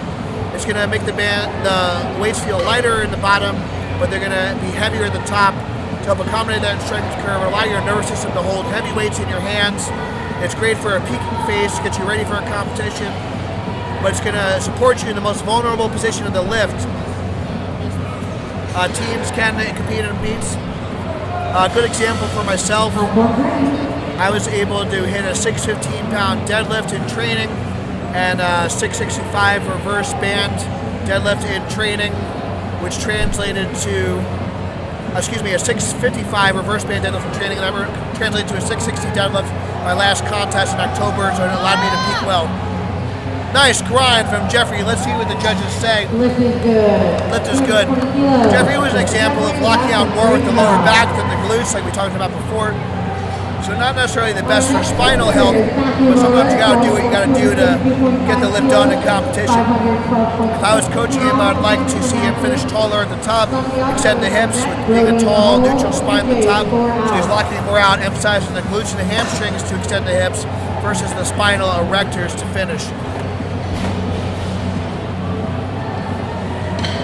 There's a teen class in most powerlifting meets, as well as a junior division, which is 20 to 23. I'm not sure what the age groups were for this particular meet, but there are preteen, teen, junior divisions, open division. Submaster is 35 plus, master is 40 and over.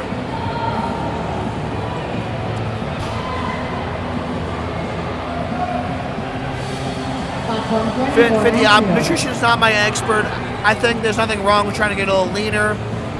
Typically doing a cut phase before a bulk phase, you'll utilize and partition carbohydrate better, so I think that's a good place to start. Try and drop a couple of percentage points and then go to your bulk phase. This is Matthew with 512. Good, strong, smooth pull for Matthew. Very methodical in his approach, very patient. That's a good lift for Matthew. Great job, Matthew. Well done. Matthew Lawler, 232.5 If you feel discomfort in your tailbone, I would make sure you're breathing and bracing is on point, but also get an assessment from a PT, physical therapist in your area. It's most likely form-related. I would imagine your spine is not neutral and you're not breathing and bracing properly. You can also try deadlifting from blocks. It's a little bit easier to get in position, hold positions, than a full range of motion deadlift. I myself was trying to maintain as much as possible while I cut. I've lost about 70 pounds. I'm going to be doing my first meet at 242 this coming April. I'm not worried about hitting all-time best. I'm just going to establish a total and then go from there. Larry Wheels will not be, this is Santiago with a 512 attempt. Tough lockout, but I believe it's good lifts for Santiago. Good grunt. Larry Wheels will be competing at the current U.S. Open in Santiago in May, I believe May 12th to 13th. He'll be attempting to break the all-time world record in reps. He is the current world record holder in sleeves in the 242 and 275 class, 2171 at 242 and 2275 at 275. Coached by yours truly. He's a great athlete, and we wish him the best. Typically, when discussing volume, a good place to start is ProPen's chart. So you can search ProPen's chart for volume recommendations for bench, squat, and deadlift. For deadlift, I would recommend only using that chart for about once a week, but utilize that as a guideline. Good, strong start from Brody, great form, utilizing the double overhand hook grip, and that's a good lift. Brody is fired up. He is 3 for 3 on the day. Our next lifter is TJ Johnson, going for 240 kilos. The volume is going to be dependent on intensity and how you personally recover and your diet, sleep, nutrition, and outside life factors. That's going to really affect how hard you recover from training. Excuse me, how much you recover from training. This is Coach Gaglione reporting live from Sacramento, California. This is a SuperTraining Classic. This is TJ utilizing the double overhand hook grip. TJ had a great pull in his second. Let's see what he does in his third. Great start, great finish. Let's see what the judges say, and that's a good lift. 240 kilos, TJ Johnson. Great job by TJ. Looking fly with that strong hat from howmuchyoubench.net. Ryan is on deck, Travis in the hole. This is we have 3 attempts left in Flight B, and then we're going on to the big boys. We have some big openers coming up. You don't want to miss this. Don't go anywhere. The big boys are coming up next. We got 3 lifts left in this flight. We have Ryan and Travis battling it out for the top deadlift in the middleweight division. Both have successfully pulled 606 on their second. Let's see who ends up on top. This is Jonathan Santos, 245 kilos on the bar, 540 pounds. Rocking a slingshot hat, the skull cap, keeping his head warm. Looks like a little soft knees, but let's see what the judges say. It's a good lift. Great job. In the future, he's got to watch out and make sure he not only locks out his hips, he locks out his knees as well. That's up to the judge's discretion what full range of motion at the knee joint is. If I was his coach, I would advise him to try to flex the quad and the glutes to the top to ensure you have locked out knees and you're standing fully tall on the top. A stricter judge might have interpreted that as a not fully locked out reps. You got to be careful not only to lock out your hips, but lock out your knees as well. And I know from experience, that's something I've struggled with in the past. So trying to flex the quad and the glute is a great cue for those that struggle with locking out fully extended. This is Ryan. This is a deadlift battle going on for the middleweight division. Ryan is going head to head against Travis for the top deadlift of the day for the middleweight division. You can see Ryan is getting his head right. Let's see what he's got. Ryan has to make this lift to put pressure on Travis here. This is critical he makes this lift. This is key, so he can put a little pressure on Travis for that final pull. Let's see what he's got. Come on now! Up, up, up, up, up, up! Hips, hips, hips, hips, hips, hips, hips. Oh! Alright, so right now, Travis is in the driver's seat. He doesn't really have a lot of pressure on him to make this lift. Going for 282.5. Let's see what he's got. 622.8 pounds for Travis. Then we'll be going into a 5-minute break before we head into the final. So there's a deadlift battle going on between Travis and Ryan. Ryan missed his first attempt. He didn't really have much more in the tank. He made a small conservative jump, which I believe was the right move, but he just didn't have enough starting power in the bottom to finish that lift. Let's see what Travis is. Guys, using that rolling technique. Wow. Travis edged him out, and that's a good lift. A 622-pound deadlift to be the king of the deadlift in the middleweight division. Great job, Travis. We'll be back in 5 minutes. Thank you guys for watching. Stay tuned. Check out howmuchyoubench.net for all your training equipment needs, and we'll be back in 5 for our third and final flight of deadlifts. You don't want to miss the big boys. Stay tuned.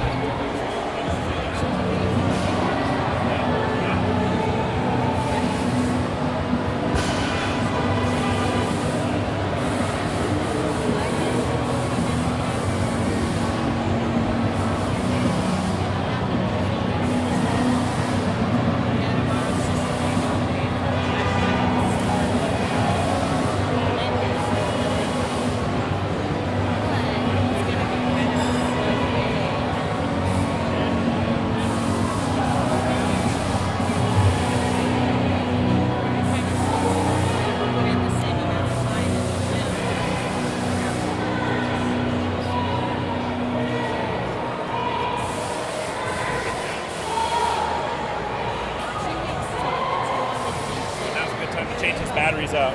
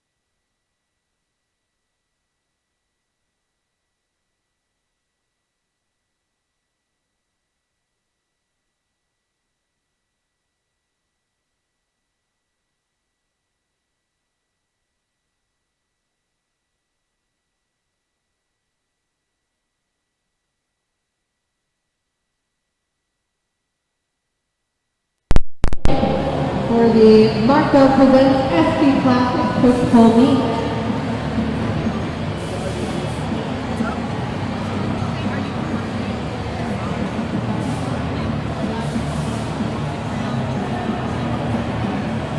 Stick around for awards, that's it.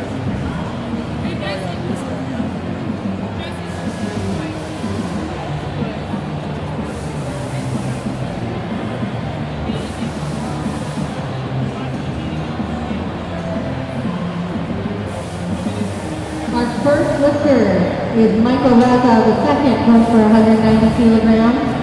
Ryan is on deck, Brandon in the hole, Michael Alzheimer, we're 4 out.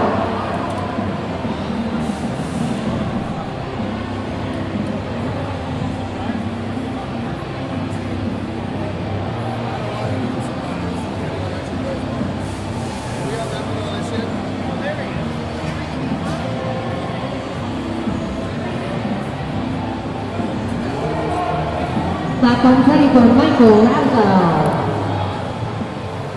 And we are back. This is our third and final flight of the day. Our big boys, our heavyweight division.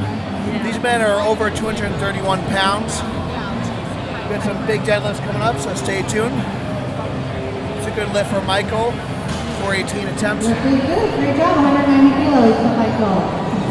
This is Coach Gaglione Strength coming to you live from Sacramento, California at the Cal Expo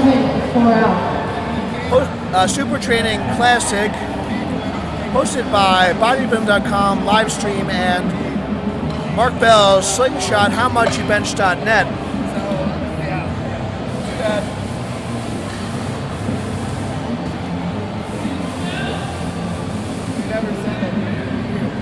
This is our third and final flight of deadlifts. Thank you for stopping by. If you have any feedback on the live stream, we'd love to hear if you drop a comment in the live chat. Ryan, 463, smooth, easy opener. Typically the sign of a veteran lifter smashing their opener, building momentum into that second lift. Made easy work of that. Michael is on deck, Evan in the hole, Vincent 4 out. Again, this is a push-pull meet, so as you see, it's moving a little quicker than a typical powerlifting meet. For those that are familiar with powerlifting, typically it involves the squat, the bench press, and the deadlift, in which you get 3 attempts in each lift, 9 lifts total. The push-pull meet, you get 6 attempts total, 3 benches, and 3 deadlift attempts. This is our final event and our final flight of the day. Push-pull meet is a little bit less barrier of entry. Typically the bench and deadlift are a little bit easier movements to learn than the squat. So it's a great first competition for many of these newer lifters. This is Brandon here going beltless. 474 attempts, it's a good lift. Our next lifter is Michael Alzheimer going for 220 kilos, 474 pounds. Good work from Brandon. In the hole and Moses. A lot of the lifters are going to start light and build momentum going into the second. Typically for openers, you're going to see lifters use anywhere from 87 to 92% of their 1 rep max. Something could easily hit for a triple even on a bad day. That way they start safe. One of the reasons for this, besides building momentum and setting themselves up for success, if they do miss all 3 attempts, they do bomb out of the meet and they will not receive a score for the day. The way the scoring works for a push-pull meet and just a powerlifting meet in general, all 3 events, their best lifts are added up. So in a powerlifting competition, it's their best squat, bench, and best deadlift are added for a total. In the push-pull meet, the total is their bench combined with deadlift, and that's going to be their score for the day. This is Michael utilizing a sumo technique here. Another double overhand hook grip where the index finger wraps around the thumb. Smooth work, 585 for Michael. Our next lifter is Evan. The sumo deadlift's a little bit more technical in nature. It's going to utilize a little bit more hip, and the conventional deadlift's going to utilize a little bit more back and hamstring. The sumo deadlift's a little bit more technical. The conventional deadlifts you can get away with a little bit more rounding and being out of position. You can muscle it up a little bit more. The sumo deadlift's a little bit more of a finesse move, and I would consider it even an art form. Someone like Gary Belkin comes to mind. He just looks pretty when he lifts. He's a technician. He's deadlifted successfully 970 in competition. This is Evan with a 518 attempts. We're getting up there in weight. Good lockout, and the judges say it's a good lift. Feel free if you have any questions or comments, drop a comment in the live chat. We appreciate your feedback. We appreciate you tuning in to the Bodybuilding.com live stream. All your supplement needs, check out Bodybuilding.com and check out HowMuchYouBench.net for all lifting equipment needs, not just slingshots, but wrist wraps, knee sleeves, and lots of other great products. Platform's ready for Vincent. Squat shoes, a good place to start is Converse. But the Reebok Power Shoe is my favorite if you can find it. Wrestling shoes with a wide can be helpful too. You can try that. You can see Vincent utilizing the Converse here. Little trouble at the top, but the judges say it's a good lift. Lift is good. Good job, Vincent. Our next lifter is Moses Huerta. The Reebok Power Shoe has a wider toe box, which is excellent for wider feet. It allows you to display your toes, really twist the ground apart and really be active with your feet, which allows for better knee tracking for a squat and sumo deadlift, especially if you're a wide stance lifter. This is even more important. But that cue of tearing the ground apart and being active with your foot is very important. So having a proper shoe that fits your foot properly can be very effective. This is Moses with 556.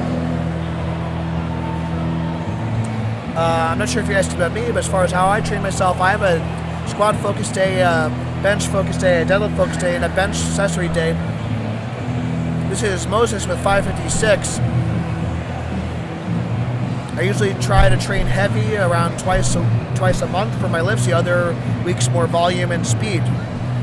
Using a lot of West Side principles. A little shaky lockout, but the judges say it's a good lift for Moses. He's got to work on his start position and it'll make the lockout better. A better start often yields a better finish.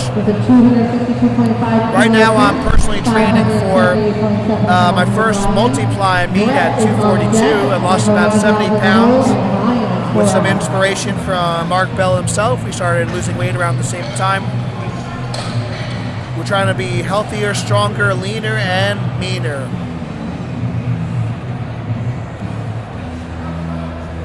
Platform's ready for Brian. Thanks so much, Creed, for stopping by. We appreciate your feedback. A good program for beginners, something like a 5x5, increasing weight slowly over time, working on your technique. This is Brian Hill. Brian Hill at our top bench press for today. Still a strong pull. That's 578. Utilizing a stiff-legged conventional technique. You see he's got a very strong back. Not really utilizing his legs too much. If he can get his quads involved at the start of the lift, I believe he can even blow up a 600 just as fast.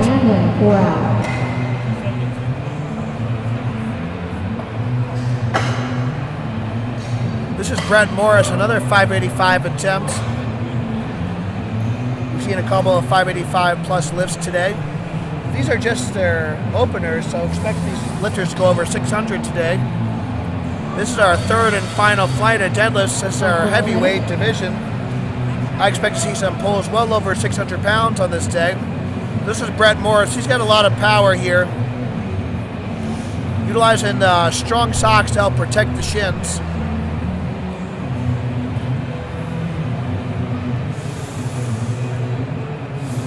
A lot of the programs we offer at Geglino Strength are good intermediate programs. A good strong lift from Brett. A little shaky to lock out. He's going to watch dropping the bar a little early, but a good lift. Our next lifter. This is Michael Razzo. This is the top of the order.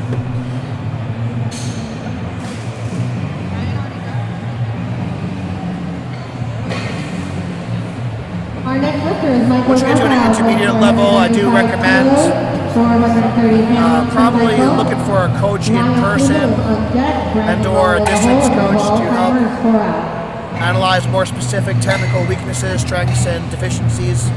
In-person coaching is best, but distance coaching can be a good second option. Bodybuilding.com also lots of free workouts as well you can check out and experiment with different methods.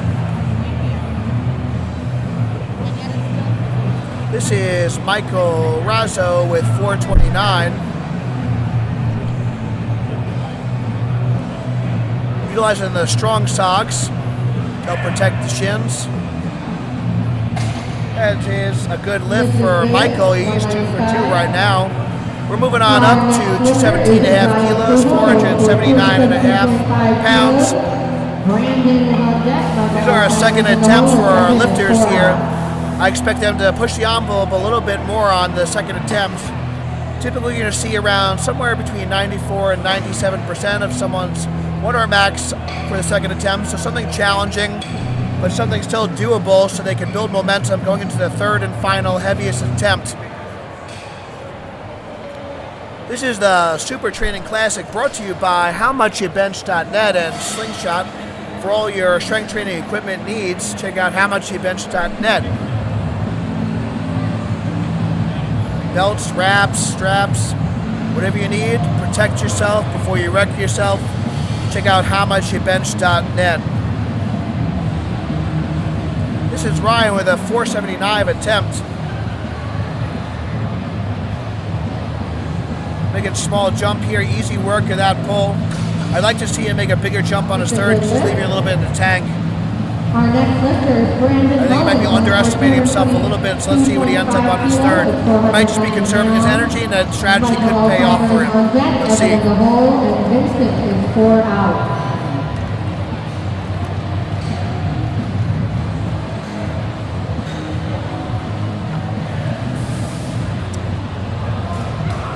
Man, as far as anything related to our stuff, just feel free to shoot me a DM on IG. You can check me out at Gaglione Strength on Instagram. I'd be happy to help you after the call. But for right now, continue watching the live stream on Bodybuilding.com, brought to you by HowMuchYouBench.net. This is Brandon with a 490 attempt. A little trouble with the lockout, almost lost his balance there, but a good lift for him.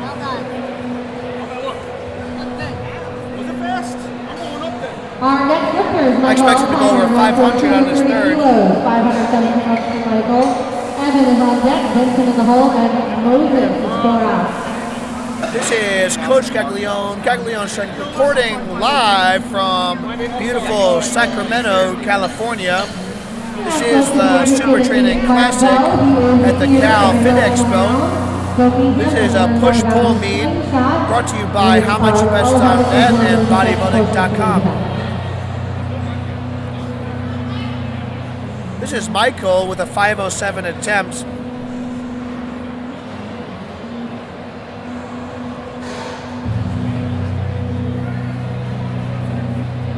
Utilizing a double overhand hook grip with the sumo stance to minimize that range of motion. Good smooth pull for Michael. The judges say that's a good lift. We're about halfway through our second attempts. I'm really excited to see our third and final attempts. We got a nice crowd here on our day 2 of the SuperTraining Classic. This is our heavyweight division, 231 pounds and up. Mark Bell is doing a really great job of lowering the barrier of entry, making the lifts a great fun environment. Lots of fans, lots of action, great atmosphere here. Very supportive, positive environment. A great first meet for a lot of these newer lifters. We expect them to be back for many meets to come. Good strong pull for Evan. That looks a lot better than his first attempt. Very strong pull. I expect him to jump at least another 10 kilos on his third. This is Vincent here with a 556, 252 kilo attempt. 2.5 kilo attempt, 557 pounds for Vincent. Moses is on deck, Brian is I believe we have 4 lifts left in the second attempts. Feel free if you have any feedback or comments about the live stream. We'd love to hear your feedback, what you think about the meet, the video quality, the commentary from yours truly. We'd love to hear your feedback. We appreciate your support. Thanks for watching. This is Vincent here with a 556 pull attempt. A little slow start, accelerates to the top. The judges say it's a good lift for Vincent. 252.5 kilos. Our next lifter, Moses Huerta. This live stream is sponsored by Bodybuilding.com. Check Bodybuilding.com out for all your supplement needs and free workouts and articles. Make sure you also check out howmuchyoubench.net for wrist wraps, knee sleeves, elbow sleeves, hip circles, and lots of great equipment to help with your strength training needs. Let howmuchyoubench.net help you get stronger. Protect yourself before you wreck yourself from howmuchyoubench.net. This is Moses with a 567 pull. Moses having a good day. He had a good bench session. Now he's just going for a second attempt deadlift.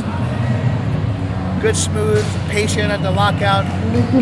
Might have been a little hitch or up and down there. You got one red from the head judge, but all you need is 2 whites. You need 2 judges to deem it a good lift, and that's a good lift for Moses. This is Brian Hill. This is our first 600 pull of this flight, and we have another 600 pull coming up. Brian and Brett are battling it out. They're only a few kilos apart. Brian and Brett are battling it out for the top deadlift spot. This is a deadlift battle. Both are going over 600 pounds today. Let's see who comes out on top. Right now, Brian is in the first position. Brian had our top bench of the day with a 507 bench. Very strong effort from him, especially after missing his second attempt bench. Came back to go up in weight and successfully benched 507 pounds. This is a 600-pound attempt. Brian utilized a lot of back with his pull. Let's see if he tries to implement a little more legs on this pull. Still a lot of back. Very strong effort for Brian. I'd like to see him make a bigger jump from his third and try to put himself in position for the win. This is Brett Moses, a 611-pound deadlift. Now, if I were Brian, I would wait a little bit and see how Brett pulls this in order to implement a little strategy to go for that win.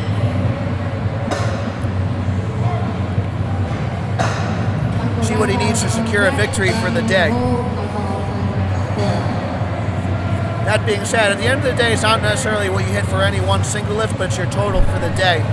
Sometimes being a little conservative and leaving a little in tank and hitting more lifts can be a good strategy to employ, especially when you have a close competition. This is Brett Morris. He's having a great day as well. This is a 611 attempt. It's our heaviest second attempt of the day. Let's see what he's got. Sporting the ST headband from howmuchyoubench.net. Very strong effort, but a tough lockout. I'm not sure how much he has. He also needs to watch dropping the bar a little too quickly, but a good lift nonetheless. The lockout was very tough. I'm not sure how much more he has. I'd probably make a 2.5 or 5 kilo jump if I were him.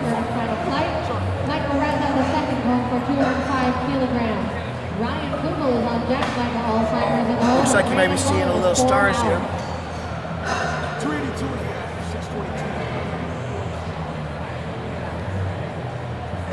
I would advise that you train hard, work hard, be consistent, don't give up.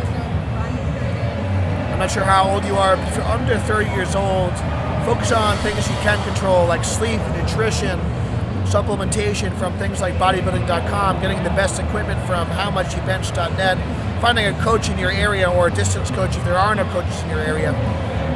Do the basics savagely well. Simple things savagely well, consistently over time, is going to be the answer for long-term progress. Focus on performance and health. A little shaky at the top, but the judges say it's a good lift, 2 to 1. Just got to watch that hitching and ramping, but a good lift nonetheless. All the lifts you're seeing today can be done with hard work and determination, no matter what your level. Powerlifting is a marathon, not a sprint. You want to be like the tortoise, not the hare, and take your time and chip away, and eventually the longer you're in the game, the more successful you'll become. One of the reasons why we're trying to have a very fun environment. Unfortunately, the power shoes are going to be hard to find because they are discontinued You may be able to find them on eBay and other sites that people are reselling them. It's my favorite shoe, but stay tuned to 2018. I'm sure Mark Bell is working on another shoe. Make sure Marcus heads up with these.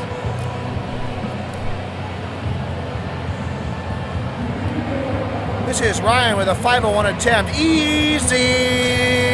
Put some weight on the bar, Ryan, but that's a good 500-pound attempt for him. 3 for 3 on the day. Congratulations. 512.6 pounds for Michael. Brandon is on deck. Evan in the hole. But stay tuned for Mark Bell. I believe he has a new shoe in the works. That's the word on the street. It should be coming out sometime in 2018. Make sure you're following Slingshot for more updates on products from howmuchyoubench.net. This is Michael with a 512 attempt, utilizing a sumo stance with that double overhand hook grip. Smooth pull for Michael, and that's a good lift.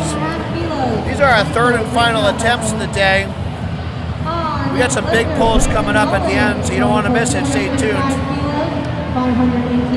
This is Coach Gaglione Strength, reporting live from beautiful Sacramento, California at the Cal Expo. This is the SuperTraining Classic, brought to you by Bodybuilding.com's live stream for all your supplement needs, and howmuchyoubench.net for all your strength equipment needs. Protect yourself before you wreck yourself. Howmuchyoubench.net. This is Brandon implementing that rolling technique to help him get into a better start position. Great start, very impressive pull, especially beltless. And that's a good lift for Brandon.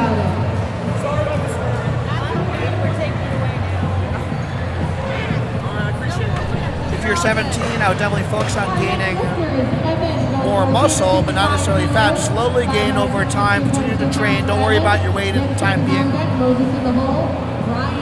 And continue to work hard, my man. Slow and steady wins the race. Keep chipping away.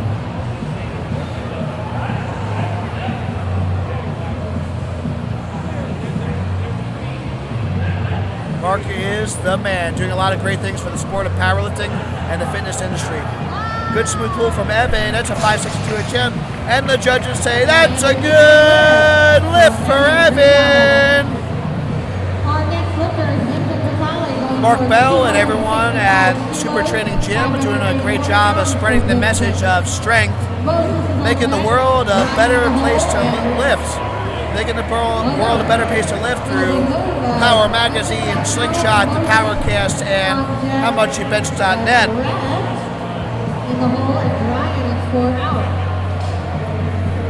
This is a nice milestone here, 265 kilos, 584 on the bar. We have a few lifts left. We got some big pulls coming. Vincent's looking lean and mean. Let's see if he's got the show and the go. Let's see it. Up, up, up, up, up. Hips, hips, hips, hips. Wow! Good grind there. And the judges say it's a good lift for Vincent. 584 attempts.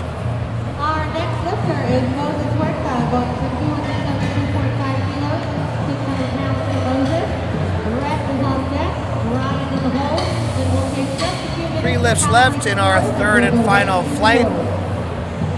All attempts will be over 600 pounds here.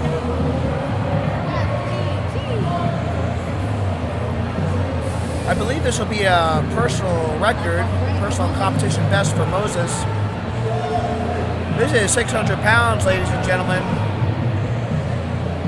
Using the sumo stance with the power socks from howmuchyoubench.net.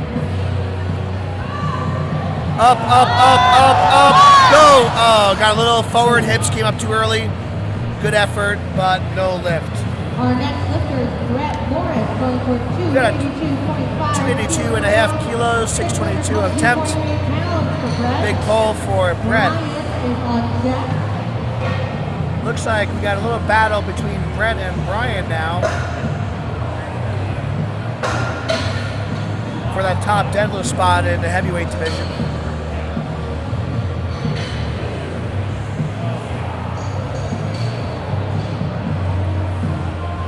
you have 2 attempts left. Both are well over 600 pounds. Some big pulls here from the heavyweight division. That's lifters that are 231 and up. 282.5 kilos. This is the 3rd and final flight of the SuperTraining Classic here in beautiful Sacramento. Brett's having a great day. Let's see what he's got. I know that last one was tough. Let's see what he's got. He made a small 5-kilo jump. I think if he sticks with it, he can push through. He's got to be patient at the lockout. Let's go, Brett. Let's get behind him. Come on, Brett. Big pull. Hips through. Go, go, go, go, go. Lock it out. And the lift is good. Wow, what a grind for Brett. Right. Now, Brett is in the top position here. He put some pressure on Brian for that top deadlift. Brian needs to make this lift in order to secure the top deadlift spot for his division. Brian did have our top bench of the day with a 230 kilogram attempt and a 507-pound slingshot bench. Very explosive, very impressive lift, especially after missing his second attempt and coming back to go up in weight and smash it, which is very rare to see. All right, let's hear it for Brian Hill. Brian's got a very strong back. Let's get on your feet. Let's hear it for Brian Hill. Let's get behind him, ladies and gentlemen. Let's hear it.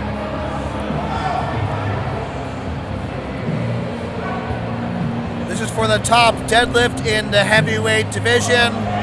Easy.